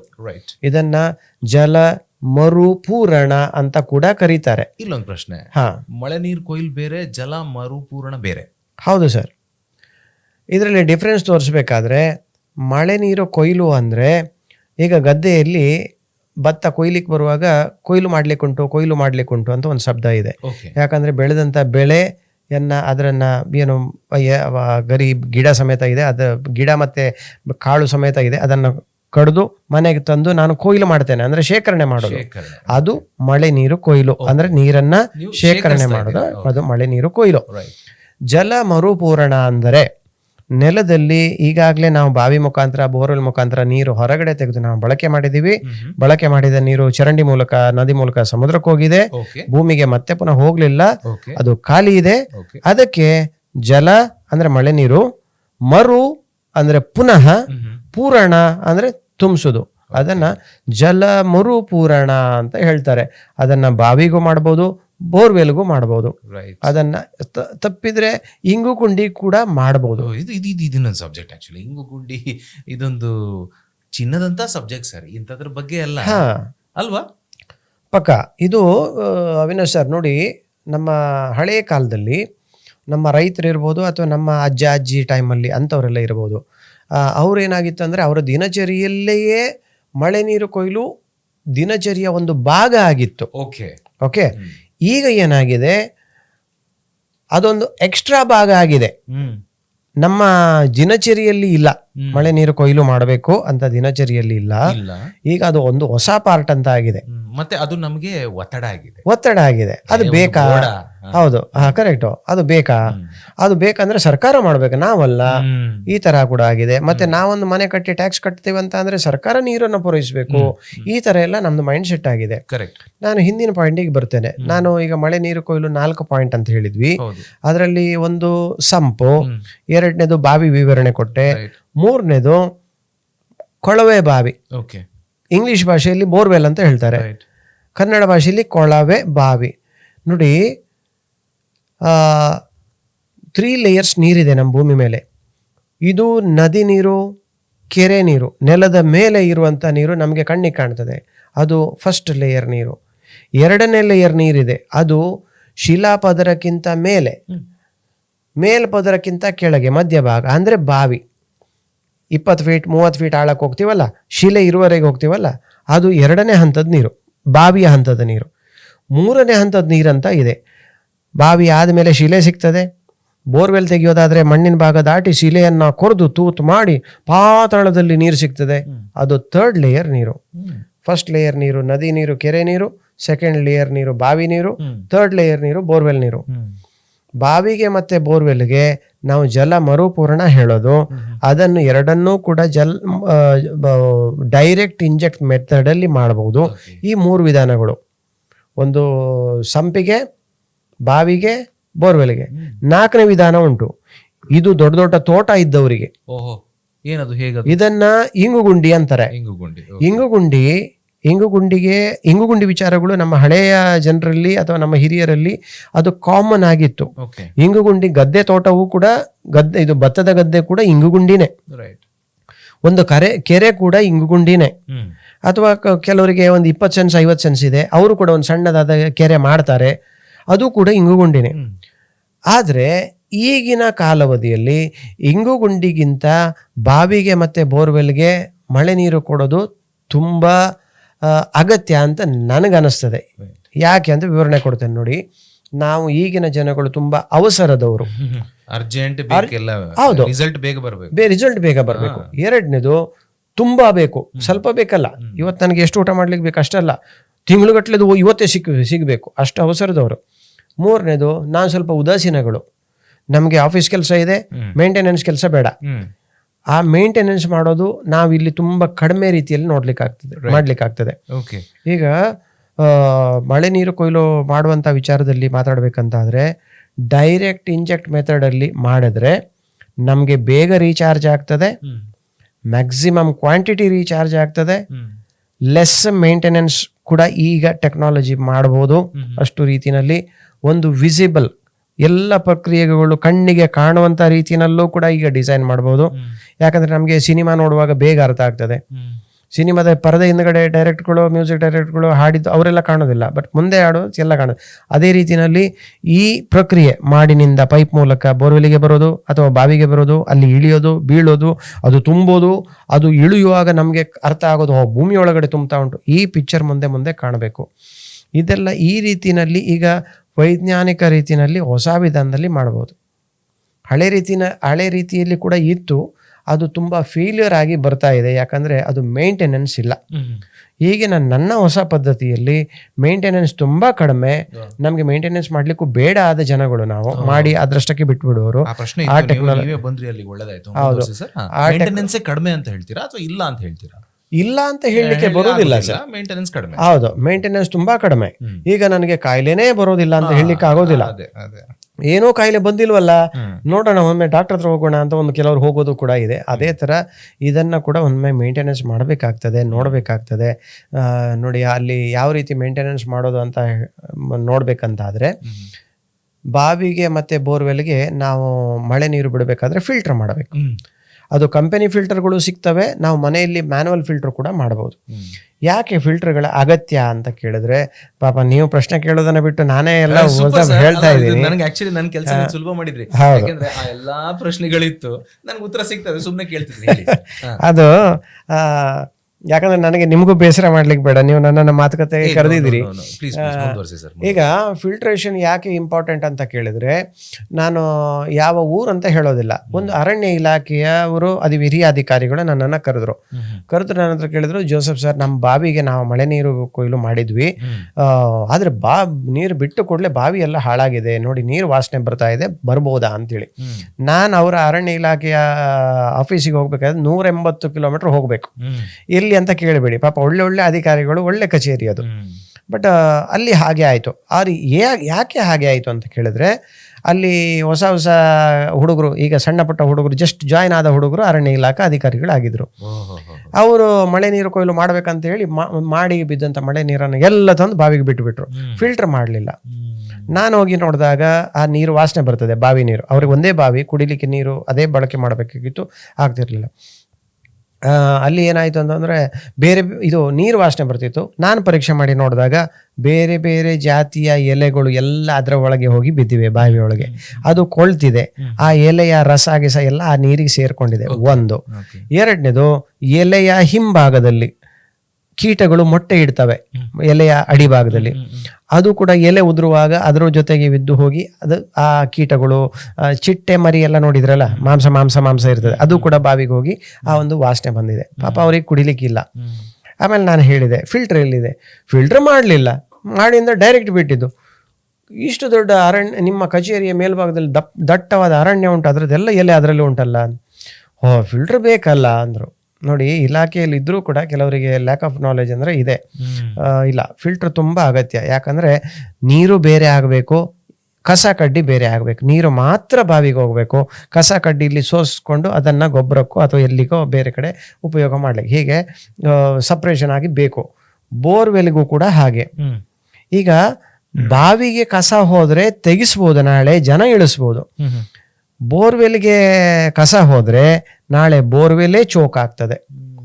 ಯಾಕೆ ಬೋರ್ವೆಲ್ ಚೋಕ್ ಆಗ್ತದೆ ಅಥವಾ ಬ್ಲಾಕ್ ಆಗ್ತದೆ ಅಂತ ಕೇಳಿದರೆ, ನಮ್ಮ ತಲೆಯ ಒಂದು ಕೂದಲು ಎಷ್ಟು ಸಪುರ ಇದೆ, ಅಷ್ಟಷ್ಟು ಸಪುರದ ದಾರಿಗಳಿಂದ ಈ ಭೂಮಿಯ ಒಳಭಾಗದಲ್ಲಿ ನೀರು ಹರಿದುಕೊಂಡು ಬೋರ್ವೆಲ್ನ ತಳಭಾಗದಲ್ಲಿ ಎಲ್ಲಿ ನಾವು ಮೋಟ್ರು ರೀಚ್ ಮಾಡಿ ಇಟ್ಟಿದ್ದೇವೆ, ಅಲ್ಲಿಯ ಆ ಗುಡಾಣಕ್ಕೆ, ಅಲ್ಲಿಯ ಪ್ರದೇಶಕ್ಕೆ ನೀರು ಹರಿದು ಬರಬೇಕಾದ್ರೆ ಇಷ್ಟಿಷ್ಟು ಕೂದಲಷ್ಟು ಸಪುರದ ದಾರಿಗಳಿಂದ ನೀರು ಬರಬೇಕು. ಅಲ್ಲಿಗೆ ಬಂದು ಇಲ್ಲಿ ಶೇಖರಣೆ ಆಗ್ತದೆ. ನಾವು ಒಂದು ವೇಳೆ ಬೋರ್ವೆಲ್ಲಿಗೂ ಕೂಡ ಫಿಲ್ಟರ್ ಮಾಡದೆ ಕಸ ಕಡ್ಡಿ ಧೂಳು ಸಮೇತ ನೀರನ್ನು ಡೈರೆಕ್ಟಾಗಿ ಕೊಟ್ಟು ಬಿಟ್ಟರೆ, ನಾಳೆ ಎಲ್ಲವೂ ಅಲ್ಲಿ ತಳಭಾಗಕ್ಕೆ ಹೋಗಿ ಮೆಟೀರಿಯಲ್ ಎಲ್ಲ ತುಂಬಿಕೊಂಡು ನೀರು ಬರುವಂಥ ಉಜದ ದಾರಿಗಳು ಮುಚ್ಚುತ್ತವೆ, ಬ್ಲಾಕ್ ಆಗ್ತವೆ, ನೀರು ಬರೋದಿಲ್ಲ, ಹೋಗೋದಿಲ್ಲ. ನಮ್ಮ ಮೋಟ್ರಲ್ಲಿ ಕಸ ತುಂಬಿ ಬರ್ತದೆ, ನಾಳೆ ಮೋಟ್ರ್ ತೆಗಿಲಿಕ್ಕೆ ಬರೋದಿಲ್ಲ, ಪೈಪ್ ತೆಗಿಲಿಕ್ಕೆ ಬರೋದಿಲ್ಲ, ಹೀಗೆ ಬ್ಲಾಕ್ ಆಗ್ತದೆ. ಅದಕ್ಕೆ filter is a must. Filter ಬೇಕೇ ಬೇಕು. ಸೂಪರ್ ಅಲ್ಲ, ಕೇಳ್ತಾ ಹೀಗೆ ಕೂತ್ಕೊಳ್ಳುವ ಅಂತ ಆಗ್ತದೆ ಸರ್. ಮುಂದಿನ ಪ್ರಶ್ನೆ ಕೇಳ್ಬೋದಾ ನಾನು? ಸರ್, ಇಡೀ ಕರ್ನಾಟಕ ರಾಜ್ಯದಾದ್ಯಂತ ಓಡಾಡಿದಿರಲ್ಲ ಸರ್, ಗ್ರಾಮೀಣ ಜನರಲ್ಲಿ ಮಳೆ ನೀರು ಕೊಯ್ಲಿನ ಬಗ್ಗೆ ಹೆಚ್ಚು ನಾಲೆಜ್ ಇದೆಯೋ ಅಥವಾ ನಗರದಲ್ಲಿ ಇದೆಯೋ? ನನ್ನ ಪ್ರಕಾರ ಗ್ರಾಮೀಣನೇ ಅಂತ ಅನ್ಸುತ್ತೆ. ಹೌದು ಸರ್, ಗ್ರಾಮೀಣ ಪ್ರದೇಶದಲ್ಲಿ ನಾನು ಆವಾಗ ಹೇಳ್ದಂಗೆ ಅವರ ಬ್ಲಡ್ ಅಲ್ಲೇ ಇದೆ. ಮಳೆ ನೀರು ಕೊಯ್ಲು ಮಾಡಬೇಕು ಅಂತ ಅವರ ಬ್ಲಡ್ ಅಲ್ಲೇ ಇದೆ. ನೋಡಿ, ಹಳ್ಳಿ ಪ್ರದೇಶದಲ್ಲಿ ಸಾಂಪ್ರದಾಯಿಕ ಜಲ ಸಂರಕ್ಷಣಾ ವಿಧಾನಗಳು ಅಂತ ಅವರು ದಿನಚರಿ ಮಾಡುವಾಗಲೇ ಮಾಡ್ತಾರೆ. ಈಗ ಇನ್ನೊಂದು ವಿಚಾರ ಏನಂದ್ರೆ, ನೋಡಿ, ಆಗಸ್ಟ್, ಸೆಪ್ಟೆಂಬರ್, ಅಕ್ಟೋಬರ್, ನವೆಂಬರ್ ಹಳ್ಳಗಳಲ್ಲಿ ನೀರು ಹರಿತಾ ಇರ್ತದೆ. ಯಾವಾಗ ನೀರು ಫೋರ್ಸಲ್ಲಿ ಹೋಗುವಂಥದ್ದು, ಅತಿ ವೇಗದಲ್ಲಿ ಹೋಗುವಂಥದ್ದು ನಿಧಾನಗತಿಗೆ ಬರ್ತದೆ, ಆವಾಗ ನೀವು ಗಮನಿಸಿರ್ಬೋದು, ರೈತರು ಎಲ್ಲ ಹರಿದು ಹೋಗುವ ಹಳ್ಳಗಳಿಗೆ ಕಟ್ಟೆಗಳನ್ನು ಹಾಕ್ತಾರೆ, ನೀರನ್ನು ನಿಲ್ಲಿಸ್ತಾರೆ. ಒಂದು ಕಟ್ಟ ಅಲ್ಲ, ಹಂತ ಹಂತ ಹಂತ, ಇಲ್ಲಿ ಒಂದು ಹಾಕಿದ್ರೆ ಅಲ್ಲೊಂದು ಹಾಕಿದ್ರೆ ಅಲ್ಲೊಂದು ಹಾಕ್ತಾ ಬರ್ತಾರೆ. ಅಂದ್ರೆ ಅಲ್ಲಿ ಅಲ್ಲಿ ಅಲ್ಲಿ ಎಲ್ಲ ನೀರು ನಿಲ್ತದೆ. ಗದ್ದೆಗಳಲ್ಲಿ ಒಂದು ಬೆಳೆ, ಎರಡು ಬೆಳೆ, ಎರಡನೇ ಬೆಳೆ, ಒಂದನೇ ಬೆಳೆ ಇರ್ತದೆ. ಅದರ ಎಂಡಿಗೂ ಹುಲ್ಲು ತೆಗೆದಾದ ಕೂಡಲೇ, ಇದು ಹುಲ್ಲಲ್ಲಿರುವಂಥ ಬೆಳೆ ತೆಗೆದಾದ ಕೂಡಲೇ ಆ ಗದ್ದೆಗೆ ನೀರು ತುಂಬಿಸಿ ಇಡ್ತಾರೆ. ಅದು ಸಾಂಪ್ರದಾಯಿಕ ಜಲ ಸಂರಕ್ಷಣಾ ವಿಧಾನಗಳು. ಹಾಗೆ ಗದ್ದೆಯಲ್ಲಿ ನೀರು ನಿಲ್ಲಿಸಿಟ್ರೆ ತನ್ನಿಂತಾನೆ ನೀರು ನಿಲ್ತದೆ, ನೆಲದಲ್ಲಿ ಫಿಲ್ಟರ್ ಆಗ್ತದೆ, ಪಾತಾಳಕ್ಕೆ ಹೋಗಿ, ಪಾತಾಳ ಅಂದರೆ ಬಾವಿಗೂ ಬೋರ್ವೆಲ್ಗೂ ಇಳಿತಾ ಇರ್ತದೆ, ಶುದ್ಧ ಫಿಲ್ಟರ್ ಆಗ್ತದೆ. ಅದು ಹಳ್ಳಿಯಲ್ಲಿ ರಕ್ತದಲ್ಲೇ ಇತ್ತು, ದಿನಚರಿಗಳಲ್ಲೇ ಇತ್ತು. ಪೇಟೆ ಬದಿಯಲ್ಲಿ ತುಂಬ ಜನರಿಗಿಲ್ಲ. ನನ್ನ ಲೆಕ್ಕದಲ್ಲಿ ಸಾಧಾರಣ ಒಂದು 60-65% ಜನರಿಗೆ ನಾಲೆಜೇ ಇಲ್ಲ ಮಳೆ ನೀರು ಕೊಯ್ಲು ಅಂತ. ಸುಮ್ಮನೆ ಏನೋ ವರ್ಡ್ ಕೇಳಿದ್ದಾರೆ, ಪಾಠದಲ್ಲೇನೋ ಬರ್ತದೆ, ಪಾಸ್ ಆಗಬೇಕು, ಮಾರ್ಕ್ಸ್ ಸಿಗಬೇಕು, ಹೀಗೆ ವಿದ್ಯಾರ್ಥಿಗಳಲ್ಲಿದೆ. ದೊಡ್ಡವರಲ್ಲಿ ನೋಡೋಣ ಮತ್ತೆ ಅಂತ ಇದೆ. ಕೆಲವರು ವಿಶೇಷ ಆಸಕ್ತಿ ಇದ್ದವರು, ನಮ್ಮಂಥವ್ರು ನಿಮ್ಮಂಥ ಹುಚ್ಚರು ಅಂತ ಕೆಲವರು ಇರ್ತಾರೆ.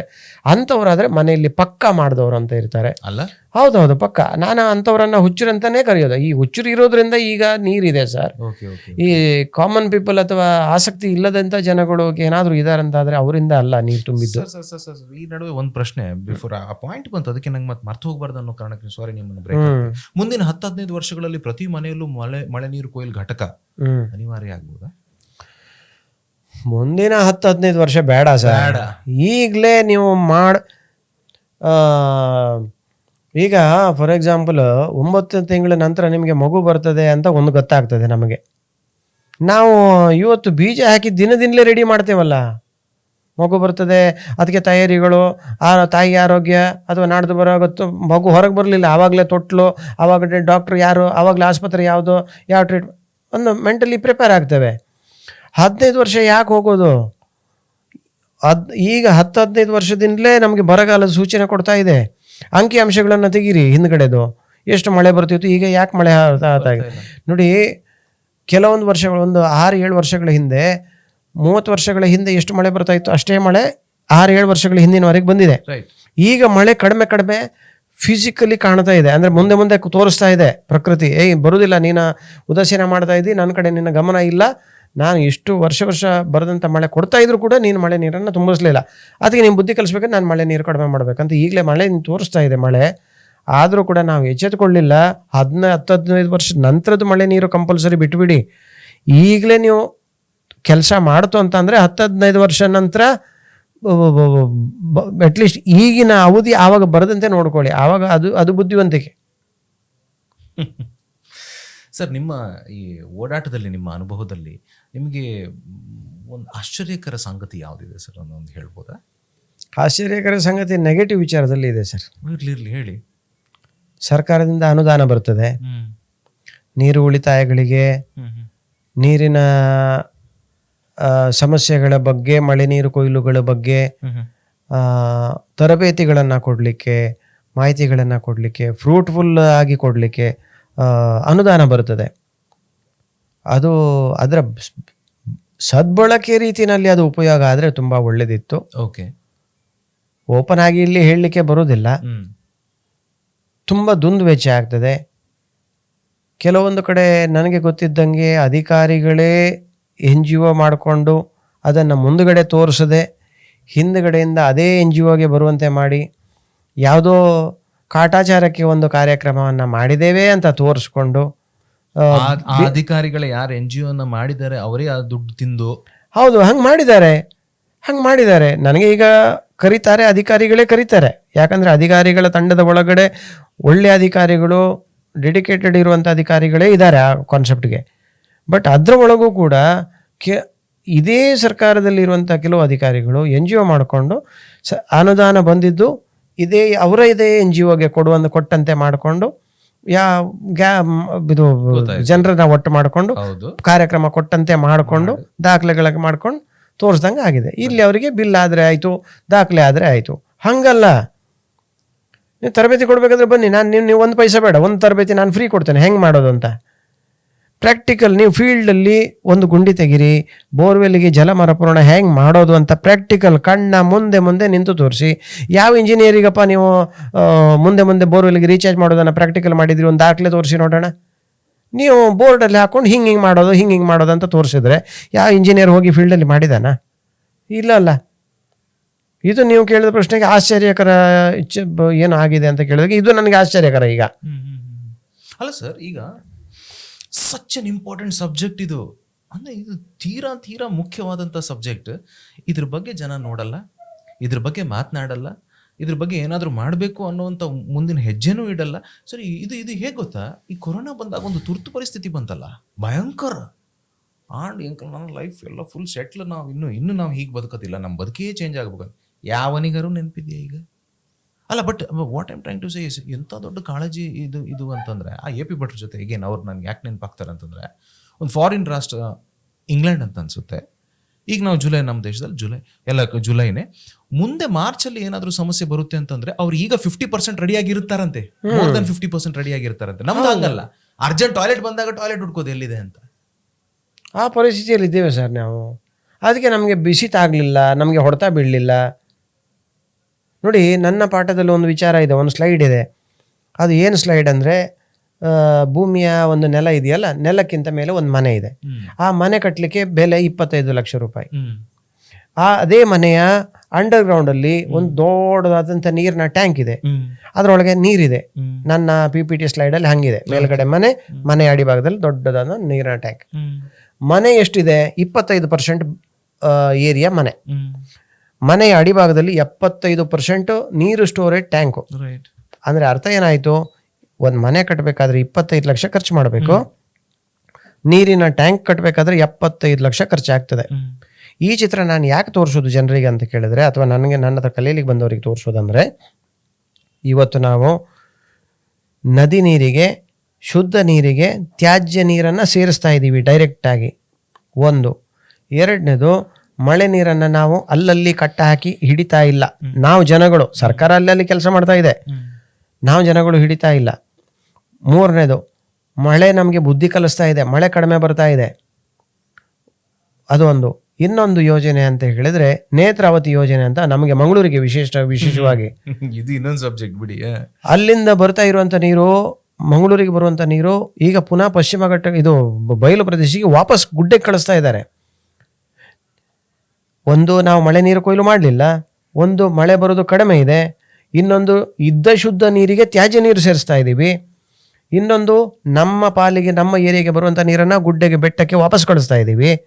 ನಾಳೆ ನಮಗೆ ಕುಡಿಲಿಕ್ಕೆ ನೀರಿಲ್ಲಿದೆ. ನೀವು ಯಾಕೆ ಮಲ್ಕೊಂಡಿದ್ದೀರಿ? ಯಾವಾಗ ಎಚ್ಚೆತ್ತುಕೊಳ್ತಾ ಇದ್ದೀರಿ ಮಂಗಳೂರಿನವ್ರು ನೀವು? ಅಂದರೆ ಸರ್ಕಾರ ಜವಾಬ್ದಾರಿ.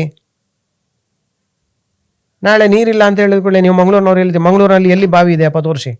ಇದ್ದ ಬಾವಿಗಳಲ್ಲಿ, ಮಂಗಳೂರು ಸಿಟಿ ಒಳಗಡೆ ಇರುವಂಥ ಬಾವಿಗಳಲ್ಲಿ 60% ನಿಮ್ಮ ಟಾಯ್ಲೆಟ್ ನೀರು ಮಿಕ್ಸ್ ಇದೆ, ಬ್ಯಾಕ್ಟೀರಿಯಾ ನೀರು ಮಿಕ್ಸ್ ಇದೆ, ಶುದ್ಧ ನೀರಿಲ್ಲ. ಇನ್ನು ಹೊಸ ಯೋಜನೆ ತರ್ತೀರಿ. ಈಗ ಕೇರಳದಲ್ಲಿ CM ವಿಜಯ್ ಜೋಸಫ್ ಅವರು ಸಮುದ್ರ ನೀರನ್ನು ಸಿಹಿ ನೀರು ಮಾಡ್ತಾ ಇದ್ದಾರೆ. ಅದೇ ನೀರನ್ನು ನಾವಿಲ್ಲಿ ಸಿಹಿ ನೀರು ಮಾಡಿದರೆ ಅದಕ್ಕೆ ದುಡ್ಡು ಬೇಕು, ಹೆಚ್ಚಿಗೆ ಖರ್ಚು. ಪ್ರಕೃತಿ ನಮಗೆ ಉಚಿತವಾಗಿ ಕೊಟ್ಟಂಥ ಉಡುಗೊರೆ, ಅದನ್ನು ನೇರವಾಗಿ ತಿನ್ನೋದನ್ನು ಬಿಟ್ಟು ಹಿಂಗೆ ತಿರುಗಿಸ್ಕೊಂಡೆಲ್ಲ ಯಾಕೆ ತಿನ್ಬೇಕು ನಾವು? ಇದು ಕೆಳಬುದ್ಧಿ ಅಲ್ವೇ ಮನುಷ್ಯನಿಗೆ? ಖಂಡಿತ ಅಲ್ಲ ಸರ್. ಅಂದರೆ ನೀವು ಆ ಸಬ್ಜೆಕ್ಟ್ ಬಗ್ಗೆ ಮಾತನಾಡಬೇಕಾದ್ರೆ ಎಷ್ಟು ಡೀಪ್ ಹೋಗ್ಬಿಡ್ತೀರಾ ಅಂತಂದ್ರೆ ಮುಖ ಎಲ್ಲ ಕೆಂಪು ಆಗ್ತದೆ. ಹೌದು ಸರ್, ಕಣ್ಣೆಲ್ಲ ಬರಬೇಕಾದ್ರೆ ಕಣ್ಣೆಲ್ಲ ಕೆಂಪು ಆಗ್ತದೆ. ಮತ್ತೆ ಆ ಸಿಟ್ಟು, ಆಕ್ರೋಶ ಮತ್ತೆ ಹತಾಶೆ, ಈ ಮೂರು ಒಟ್ಟಾಗಿ ಒಂದು ಫೀಲಿಂಗ್ ನಿಮ್ಮೊಳಗೆ ಬರುತ್ತೆ. ಕರೆಕ್ಟಾ ಸರ್? ಅದನ್ನು ನಾನು ಅಲ್ಲಿ MIT ಅಲ್ಲಿ ನೋಡಿದ್ದೆ 6 ವರ್ಷಗಳ ಹಿಂದೆ. ನೋಡಿ, ನಾನು ಎಷ್ಟೊಂದು ಕಾರ್ಯಕ್ರಮಗಳಿಗೆ ಹೋಗಿದ್ದೀನಿ ಸರ್. ಆದರೆ ಹೀಗೆ ಅಥಾರಿಟೇಟಿವ್ ಆಗಿ ನಿಂತ್ಕೊಂಡು ಎದುರುಗಡೆ ಕೂತಂತ ಯಾರು ಪತ್ರಕರ್ತರು, ದೊಡ್ಡ ದೊಡ್ಡ ಪ್ರೊಫೆಸರ್ಸ್ಗಳು, ಇಂಜಿನಿಯರ್ಸ್ಗಳು, ಎಲ್ಲ ಸೋಕಾಲ್ಡ್ ಎಲ್ಲ ದೊಡ್ಡವ್ರ ಎದುರುಗಡೆ ಕೂತ್ಕೊಂಡು ನೀವು ಕತ್ತೆ ಕಾಯ್ತಿದ್ದೀರಾ ಅಂತ ಒಂದು ಕೇಳಿದ್ರಲ್ಲ, ಏನು ಸಖತ್ತಾಗಿತ್ತು ಅಂತಂದರೆ ಸರ್, ಆವತ್ತೇ ನಿಮ್ಮ ಫ್ಯಾನ್ ಆಗಿಬಿಟ್ಟಿದೆ ಸರ್. ಸರ್, ಅದು ಫೀಲ್ಡ್ ಎಕ್ಸ್ಪೀರಿಯನ್ಸ್ ಕೊಟ್ಟಂತ ಬಲ ಸರ್, ಅಲ್ವಾ? ನಿಜ ವಿಚಾರಗಳು. ನೋಡಿ, ನನಗೊಬ್ಬರು ಗುರುಗಳಿದ್ದಾರೆ, MIT professor doctor Narayan Shenoy ಅಂತೇಳಿ, ನನ್ನ ದೊಡ್ಡ ಶ್ರೇಷ್ಠ ಗುರುಗಳವರು. ಅವರ ಪಾಠ ಆರಂಭ ಮಾಡಬೇಕಾದ್ರೆ ಅವರೊಂದು ವಿಚಾರವನ್ನು ಹೇಳ್ತಾರೆ. ಏನಂತ ಹೇಳಿದರೆ, ನನ್ನದೇ ಆದ ಒಂದು ಶೈಲಿಯಲ್ಲಿ ನಾನು ನಂಬಿಕೊಂಡು ಬಂದಂಥ ವಿಚಾರಗಳ ಮೇಲೆ, ನಾನು ಪಡೆದಂಥ ಫಲಿತಾಂಶಗಳ ಮೇಲೆ ನನ್ನ ಪ್ರೆಸೆಂಟೇಷನ್ ಇರ್ತದೆ. ನನ್ನ ಪ್ರೆಸೆಂಟೇಷನ್ಗೂ ನಿಮ್ಮ ನಾಲೆಜ್ಗೂ ಏನಾದರೂ ಡಿಫ್ರೆನ್ಸ್ ಇದ್ರೆ ನಾನು ನಿಮ್ಮ ಹತ್ರ ಚರ್ಚೆಗೆ ಬರುವುದಿಲ್ಲ. ನಿಮ್ದು ನೀವು ಇಟ್ಕೊಳ್ಳಿ, ನಂದು ನಾನು ಇಟ್ಕೊಳ್ತೇನೆ. ಒಟ್ಟಲ್ಲಿ ಭೂಮಿ ಒಳಗಡೆ ಜಲ ಮತ್ತೆ ಪುನಃ ಶೇಖರಣೆ ಆಗಲಿ, ಜಲ ಸಂಪದ್ಭರಿತವಾಗಲಿ ಅಂತ ಹೇಳ್ಕೊಂಡು ಒಂದು ಮಾತು ಹೇಳ್ತಾರೆ. ಒಳ್ಳೆ ಮಾತದು. ಹೌದು. ಅದಕ್ಕೆ ಅದೇ ಗುರುಗಳದ್ದು ಏನು ಶಿಕ್ಷಣ ನಂಗೆ ಕೊಟ್ಟಿದ್ದಾರೆ, ನಾನು ಕೂಡ ಹಾಗೆ ಇದ್ದೀನಿ. ನನ್ನ ಫೀಲ್ಡಲ್ಲಿ ಏನು ನಿಜವಾಗಿ ನಡೆದಿದೆ ಅದನ್ನು ತಾನೇ ನಾನು ಮುಂದಿಡಬೇಕು. ನಾನು ಸುಮ್ಮನೆ ಕಾಟಾಚಾರಿ ಪ್ರೋಗ್ರಾಮ್ ನಂದಲ್ಲಲ್ಲ. ರೈಟ್ ರೈಟ್ ರೈಟ್, ನಿಜ ಸರ್. ಒಂದಿಷ್ಟು ಈಗ ಫಾಸ್ಟ್ ಆಗಿ ಕೆಲವು ಪ್ರಶ್ನೆಗಳನ್ನು ಆಯ್ತು ಸರ್. ನೀರನ್ನ ಉಳಿಸುವಂತಹ ಅತ್ಯುತ್ತಮ ವಿಧಾನ ಯಾವುದು? ಪ್ರತಿ ಮನೆಯಲ್ಲಿ ವಾಟರ್ ಬ್ಯಾಂಕ್ ಮಾಡಿ, ಅದು ಮಳೆ ನೀರು ಕೊಯ್ಲು. ನೀರಿಗೆ ನಾಳೆ ಸಮಸ್ಯೆ ಬರಬಾರದು. ಮುಂದಕ್ಕೆ ಹೋಗೋದಕ್ಕಿಂತ ಮುಂಚೆ ಮಲ್ಪೊಡೊಂದು ಮನಸ್ಸಾಪುಂಡು ಮೆರ್ನ ಪಾತೆರ ಕೇಂಡ ಖರ್ಚೆ ತಾವು ಒಂದು 5,000ದಿಂದ 20,000-35,000 ಬರ್ಬೋದು. ಇಷ್ಟೇ, ಅಷ್ಟೇ ಸಿಂಪಲ್ ಸರ್. ಇದನ್ನೇ ಮಾಡಕ್ಕಾಗಲ್ಲ. ಇಚ್ಛೆ ಇಲ್ಲ ಸರ್. ಇಚ್ಛಾಶಕ್ತಿ ಒಂದಿರಬೇಕಲ್ವಾ sir? Let's move on to the next question. ಪ್ರತಿಯೊಬ್ಬರು ಕೂಡ ಇವತ್ತಿನಿಂದನೇ ಮಾಡಬಹುದಾದಂಥ ಒಂದು ಕೆಲಸ ಯಾವುದಿರ್ಬೋದು? ಕಲ್ಮಾಡಿ ತ್ರಿಷಾ ಕಾಲೇಜಲ್ಲಿ ಒಂದು ಹುಡುಗ ಪಾಠ ಆದಮೇಲೆ ಉತ್ತರ ಕೊಟ್ಟ. ಏನಂತ? ನನಗೆ ಕೆಲಸ ಸಿಕ್ಕಿದ ಮೇಲೆ ಮೊದಲ ಸಂಬಳದಲ್ಲಿ ಮಳೆ ನೀರು ಕೊಯ್ಲು ಮಾಡ್ತೇನೆ ಅಂತ. ಓಹೋ. ಈ ನನ್ನ ಮಾಹಿತಿ ಕೇಳಿದ ಮೇಲೆ ಮೊದಲು ಮಳೆ ನೀರು ಕೊಯ್ಲು ಮಾಡುವಂಥ ಕೆಲಸಕ್ಕೆ ಮೊದಲು ಹೊರಡಿ. ಓಕೆ, ಒಳ್ಳೆ ಉತ್ತರ. ಒಂದು ಮರ ಮುಖ್ಯನಾ ಅಥವಾ ಒಂದು ಮಳೆ ನೀರು ಕೊಯ್ಲು ಘಟಕ ಮುಖ್ಯನಾ? ಮರ ಮುಖ್ಯನಾ, ಮಳೆ ನೀರು ಕೊಯ್ಲು ಮುಖ್ಯನಾ? ಒಂದು ನಾಣ್ಯದ ಎರಡು ಮುಖಗಳು ಅವು. ವಾವ್, ನನಗೆ ಏನು ಉತ್ತರ ಕೊಡ್ತಾರೆ ಇವರು ಅಂತ ನಾನು ಕಾಯ್ತಾ ಇದ್ದೆ. ಓಕೆ, ಯಾಕಂದ್ರೆ ಮರ ಇದ್ರೆ ಮಳೆ ಬರ್ತದೆ, ಮಳೆ ಇಲ್ಲದಿದ್ರೆ ಜೀವನ ಇಲ್ಲ. ಅದಕ್ಕೆ ಎರಡೂ ಬೇಕು. ಮರ ಉಸಿರು ಕೊಡ್ತದೆ, ನೀರು ಜೀವ ಕೊಡ್ತದೆ. ಸೂಪರ್. ಸೊ ಪ್ರತಿಯೊಂದು ಮನೆಗೆ ನೀವು ಕೊಡುವಂಥ ಒಂದು ಸಂದೇಶ ಏನು?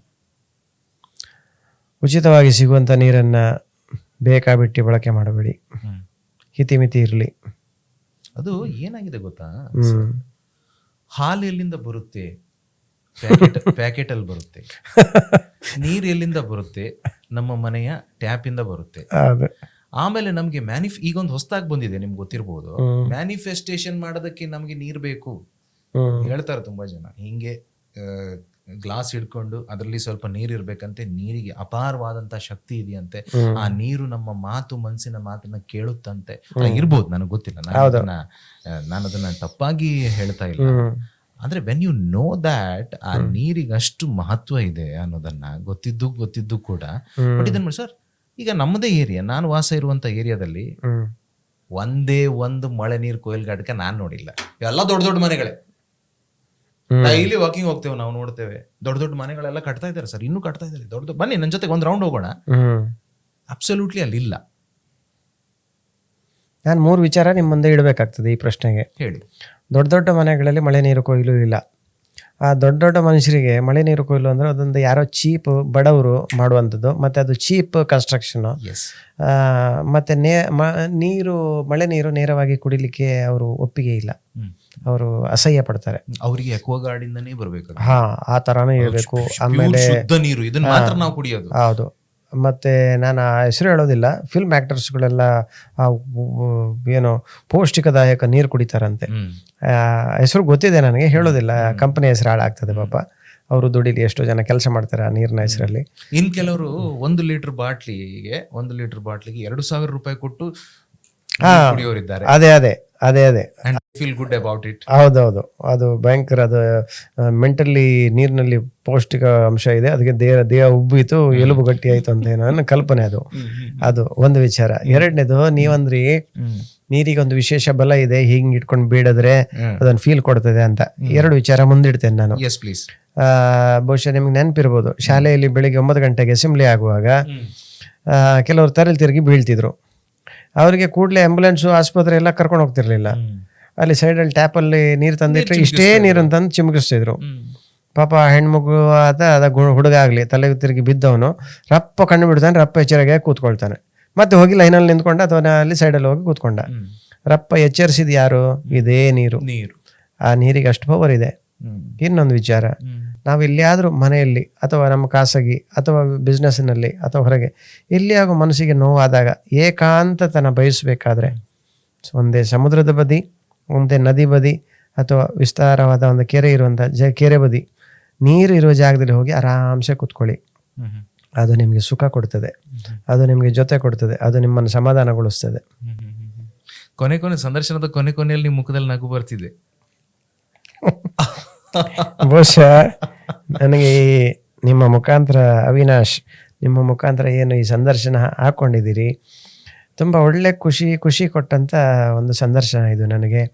ಯಾವತ್ತೂ ಕೂಡ ಬೇರೆಯವರು ಅವರ ಜಾಗಕ್ಕೆ ಕರಿತಾಯಿದ್ರು, 50, 100 ಜನ, 500 ಜನ ಹೀಗೆ ಕ್ಲಾಸ್ ತಗೋತಾ ಇದ್ವಿ ನಾನು. ಆದರೆ ಈ ನಿಮ್ಮ ಸಂದರ್ಶನದ ಮೂಲಕ, ಈ ಮಾಧ್ಯಮದ ಮೂಲಕ ಅದೆಷ್ಟೋ ಸಾವಿರ ಜನರಿಗೆ, ಫಾಲೋವರ್ಸಿಗೆ, ಅಥವಾ ಈ ವಾರ್ತಾ ಭಾರತಿ ನಿಮ್ಮ ಮಾಧ್ಯಮದ ಮೂಲಕ ಎಷ್ಟೋ ಜನರಿಗೆ ಮುಟ್ತದೆ. ನನಗೆ ಒಳಗೆ ಆ ವಿಷಯ ನೆನಪಾಯಿತು. ಆಮೇಲೆ ಇವತ್ತಿನ ನಮ್ಮ ಏನು ಸಂದರ್ಶನ ಇದೆಯಲ್ಲ, ಅದು ನನಗೆ ನಮ್ಮ ಕಾಲಾವಧಿ ಸಣ್ಣ ಅವಧಿ 1 ಗಂಟೆ, ಆದರೂ ನನಗೆ ತುಂಬ ಅಷ್ಟು ಫ್ರೂಟ್ಫುಲ್ ಆಗಿ ಬಂತು ಅಂತ ನನಗನ್ನಿಸ್ತದೆ. ಏನಂತಂದರೆ ನಮ್ಮ ವೀಕ್ಷಕರು ಈ ಕೊನೆಗಳಿಗೆ ಅವರಿಗೆ ಕೂತ್ಕೊಂಡು ಕೇಳ್ತಾ ಇದ್ದಾರಲ್ಲ, ಅವರು ಕೊನೆಯವರೆಗೆ ಬಂದಿದ್ದಾರೆ ಅಂತ ಹೌದಂತಾದರೆ ಅದು ನಾವು ಅವರಿಗೆ ಕೊಟ್ಟಂಥ ಪಾಠ ಹಿಡಿಸಿದೆ, ಅವರಿಗೆ ಲಾಭ ಬಂದಿದೆ ಅಂತ ನನಗನ್ನಿಸ್ತದೆ. 100%. ನಾನು ವೀಕ್ಷಕರಿಗೆ ಹೇಳೋದೇನಂತಂದರೆ, ಈ ವಿಡಿಯೋನ ಆದಷ್ಟು ಹೆಚ್ಚು ನೀವು ಶೇರ್ ಮಾಡಿ. ನೀವು ಶೇರ್ ಮಾಡೋದ್ರಿಂದ ಏನು ಮಾಡ್ತಿದ್ದೀರಾ ಗೊತ್ತಾ, ಒಂದು ದೊಡ್ಡ ಸಮಾಜ ಸೇವೆಯನ್ನು ಮಾಡ್ತಾ ಇದ್ದೀರಾ. ಸಾಧ್ಯ ಆದರೆ ನೀವೆಲ್ಲ ಸೋಷಿಯಲ್ ಮೀಡಿಯಾದಲ್ಲಿ ತುಂಬ ಆ್ಯಕ್ಟಿವ್ ಇದ್ದರೆ, ಇನ್ಸ್ಟಾಗ್ರಾಮ್ ಆಗಿರ್ಬೋದು, ಫೇಸ್ಬುಕ್ ಆಗಿರ್ಬೋದು, ಎಕ್ಸ್ ಆಗಿರ್ಬೋದು, ಇದರಲ್ಲೆಲ್ಲ ಬರ್ಕೊಳ್ಳಿ ದಯವಿಟ್ಟು ಇದ್ರ ಬಗ್ಗೆ. ಅಥವಾ ಕೆಲವರಿಗೆಲ್ಲ ಒಂದೇ ಚಟ ಇರುತ್ತೆ ಸರ್, ಏನಂತಂದರೆ ವೀಡಿಯೋಸ್ಗಳನ್ನು ಡೌನ್ಲೋಡ್ ಮಾಡೋದು, ಕಟ್ಸ್ ಎಲ್ಲ ಮಾಡಿ ಹಾಕೋದು. ಅದನ್ನು ಒಳ್ಳೆಯದಕ್ಕೆ ಬಳಸ್ಕೊಳ್ಬೋದು ಆ್ಯಕ್ಚುಲಿ. ಈಗ ನಿಮ್ಮ ಮಾತುಗಳನ್ನು ಇವರೇನು 4 ಥರದ ಮಳೆ ನೀರು ಕೊಯ್ಲು ಘಟಕದ ಬಗ್ಗೆ ಹೇಳಿದರು, ಮತ್ತು ಅವರಿಗಾದಂಥ ಆಶ್ಚರ್ಯಕ ಸಂಗತಿ ಬಗ್ಗೆ ಹೇಳಿದರು, ಮತ್ತು ಕೆಲವು ಲಾಸ್ಟಲ್ಲಿ ಕೇಳಿದಂಥ ಒಂದು 4 ಪ್ರಶ್ನೆಗಳಿಗೆ ಅವರು ಕೊಟ್ಟಂಥ ಉತ್ತರಗಳು, ಇದೆಲ್ಲವೂ ಕೂಡ ಜನರಿಗೆ ತಲುಪಬೇಕಾಗಿದೆ. ಯಾಕೆ ಅಂತಂದರೆ ಮುಂದಿನ ಪೀಳಿಗೆಗೆ ಡಾಕ್ಟರ್ ಶಿವರಾಮ್ ಕಾರಂತರದ ಒಂದು ಮಾತು, ಈ ಪರಿಸರ ಪೂರ್ವಜರಿಂದ ಬಂದಂಥ ಬಳವಳಿ ಅಲ್ಲ, ಅದು ಮುಂದಿನ ಪೀಳಿಗೆಗೆ ಸಲ್ಲಬೇಕಾದಂಥ ಋಣ ಅಂತ. ಹೌದೌದು, ನಾವು ಅವರು ಸಾಲದಲ್ಲಿದ್ದೇವೆ, ಮಕ್ಕಳ ಸಾಲದಲ್ಲಿದ್ದೇವೆ ನಾವು. ನಿಜ ಸರ್. ಲಾಸ್ಟ್ ಕೊನೆಯದೊಂದು ಪ್ರಶ್ನೆ, ಮಳೆ ನೀರು ಕೊಯ್ಲು ಬಗ್ಗೆ ಜನರಲ್ಲಿ ಇರುವಂತಹ ಮೂಢನಂಬಿಕೆ ಅಥವಾ ತಪ್ಪು ಕಲ್ಪನೆ ಏನೇನು ಇರ್ಬೋದಾ? ಖಂಡಿತ ಇದೆ ಸರ್. ಅವರಿಗೆ ನಾನು ಆವಾಗ ಒಂದು ಉಲ್ಲೇಖ ಮಾಡಿದೆ, ಜನಗಳಲ್ಲಿ ಮಳೆ ನೀರು ನೇರವಾಗಿ ಕುಡಿಲಿಕ್ಕೆ ಅವರು ಒಪ್ಪೋದಿಲ್ಲ, ಕುಡಿಯುವಂಥದ್ದು ಅಲ್ಲ ಅಂತ ಒಂದು ಅನಿಸಿಕೆ ಇದೆ. ಇನ್ನೊಂದು, ಅವರಿಗೆ ವಿಚಾರ ಗೊತ್ತೇ ಇಲ್ಲ, ನಾವು ತ್ಯಾಜ್ಯ ನೀರನ್ನು ಚರಂಡಿಗೆ ಬಿಟ್ಟರೆ ಅದು ನಮ್ಮದೇ ಕುಡಿಯುವ ನೀರಿನ ಮೂಲಕ ಹೋಗಿ ಸೇರ್ತಾ ಇದೆ. ಸರ್ಕಾರ ಅಲ್ಲಿಂದಲೇ ನೀರು ಲಿಫ್ಟ್ ಮಾಡಿಕೊಂಡು ಶುದ್ಧೀಕರಣ ಘಟಕಕ್ಕೆ ಹಾಕಿ ಶುದ್ಧ ಮಾಡಿಕೊಂಡು ಅದೇ ಗಲೀಜ್ ನೀರು ನಮ್ಮ ಮನೆಗೆ ಬರ್ತಾ ಇದೆ ಅಂತ ತುಂಬ ಜನರಿಗೆ ಗೊತ್ತಿಲ್ಲ. ರೈಟ್. ಆದರೆ ನನ್ನದೊಂದು ವಿಚಾರ ಏನಂದರೆ, ದೇವರು ಮಳೆ ನೀರು ಶುದ್ಧ ಮಳೆ ನೀರನ್ನೇ ಎಲ್ಲೆಲ್ಲೋ ಕಿಲೋಮೀಟರ್ ದೂರಗಡೆ ಕೊಡ್ತಾ ಇಲ್ಲ, ನಮ್ಮ ಮನೆಯ ಟ್ಯಾರೆಸ್ ಮೇಲೆ, ನಮ್ಮ ತಲೆ ಮೇಲೇ ಸುರಿತಾ ಇದ್ದಾರೆ. ಅದನ್ನು ನಾವು ಇನ್ನೂ ಕಿಲೋಮೀಟರ್ ಗಟ್ಟಲೆ ದೂರದ ಸಮುದ್ರಕ್ಕೆ ಬಿಡ್ತಾ ಇದ್ದೀವಿ. ಅದರ ಬದಲಿಗೆ ನಮ್ಮ ಟ್ಯಾರೆಸ್ ಮೇಲೆ ಬಿದ್ದಂಥ ಮಳೆ ನೀರನ್ನು ನಮ್ಮದೇ ಭೂಮಿಯಲ್ಲಿ ಇದೇ ಜಾಗದಲ್ಲಿ ಇಂಗಿಸಿದ್ರೆ ಅಥವಾ ತುಂಬಿಸಿದ್ರೆ ನಮಗೆ ಬರುವ ಏಪ್ರಿಲ್, ಮಾರ್ಚ್, ಮೇ ತಿಂಗಳಿಗೆ ಯಾವುದೇ ಸಮಸ್ಯೆ ಇಲ್ಲ ಸರ್. ಖಂಡಿತ. ಅದಕ್ಕೆ ನಿಮ್ಮ ಮಾಹಿತಿ ನಿಮ್ಮ ಅವಿನಾಶ್ ಸರ್, ನಿಮ್ಮ ವಾರ್ತಾ ಭಾರತಿ ಮಾಧ್ಯಮದ ಮೂಲಕ ನಿಮ್ಮ ವೀಕ್ಷಕರಿಗೆ ಅಥವಾ ನನ್ನ ಅಭಿಮಾನಿಗಳಿಗೆ ಹೇಳೋದೇನೆಂದರೆ, ಈ ಸಲ ಮಳೆ ಬರ್ತಾ ಇಲ್ಲ, ಕಡಿಮೆ ಬರ್ತಾ ಇದೆ. ಬರ್ತಾ ಇದ್ರೂ ಕೂಡ ತನ್ನನ್ನು ಕಾದು ನಿಂತ ಮರ, ಗಿಡ, ಜೀವ ವೈವಿಧ್ಯ ಪ್ರಾಣಿಗಳಿಗೆ ಗೋಸ್ಕರ ಬರ್ತಾ ಇದೆ ಬಿಟ್ಟರೆ ಮನುಷ್ಯರಿಗೋಸ್ಕರ ಬರ್ತಾ ಇಲ್ಲ. ಅದಕ್ಕಾಗಿ ಬಂದಂಥ ಮಳೆ ನೀರು ಏನು ಅಲ್ಪ ಸ್ವಲ್ಪ ಬರ್ತಾ ಇದೆ, ಅದನ್ನು ಹಿಡಿದಿಟ್ಕೊಂಡು ಈಗ ನಮ್ಮ ಭೂಮಿಯಲ್ಲಿ ಬಾವಿಗೆ, ಬೋರ್ವೆಲ್ಗೆ ಡೈರೆಕ್ಟ್ ಇಂಜೆಕ್ಟ್ ಮೆಥಡ್, ವೈಜ್ಞಾನಿಕ ರೀತಿಯಲ್ಲಿ, ಅಂದರೆ ಟೆಕ್ನಿಕಲ್ ರೀತಿಯಲ್ಲಿ, ಕಾಟಾಚಾರದ ರೂಪದಲ್ಲಿ ಎಲ್ಲ ಇಂಗಿಸಿದ್ರೆ ಭೂಮಿಗೆ, ನಾಳೆ ಭೂಮಿಯಲ್ಲಿ ತುಂಬ್ತದೆ. ಅದು ನಿಮ್ಮ ಜಾಣ ಬುದ್ಧಿವಂತಿಕೆ. ಫ್ಯಾಂಟಾಸ್ಟಿಕ್ ಸರ್, ತುಂಬ ಧನ್ಯವಾದ. ಈಗ ನಿಮ್ಮ ಹತ್ರ ನಾವು ಏನು ಮಾತಾಡಿದ್ದೇವೆ 0.5% ಅಲ್ಲ, ನಿಮ್ಮ ಹತ್ರ ನಾವು ದಿನಗಟ್ಟಲೆ ಮಾತಾಡ್ಬೋದಾದಷ್ಟು ಜ್ಞಾನ ಭಂಡಾರ ನೀವು. ಭಾಳ ಸಂತೋಷ ಆಯಿತು. ಸೊ ವೀಕ್ಷಕರೇ, ನೀವು ಮಳೆ ನೀರು ಕೊಯ್ಲನ್ನು ಮಾಡೋದ್ರ ಬಗ್ಗೆ ಈ ಕ್ಷಣಕ್ಕೆ ನೀವು ಒಂದು ಡಿಸಿಷನ್ ತಗೋಬೇಕು. It ranges just between 5,000 and 35,000 ಅಷ್ಟೇ.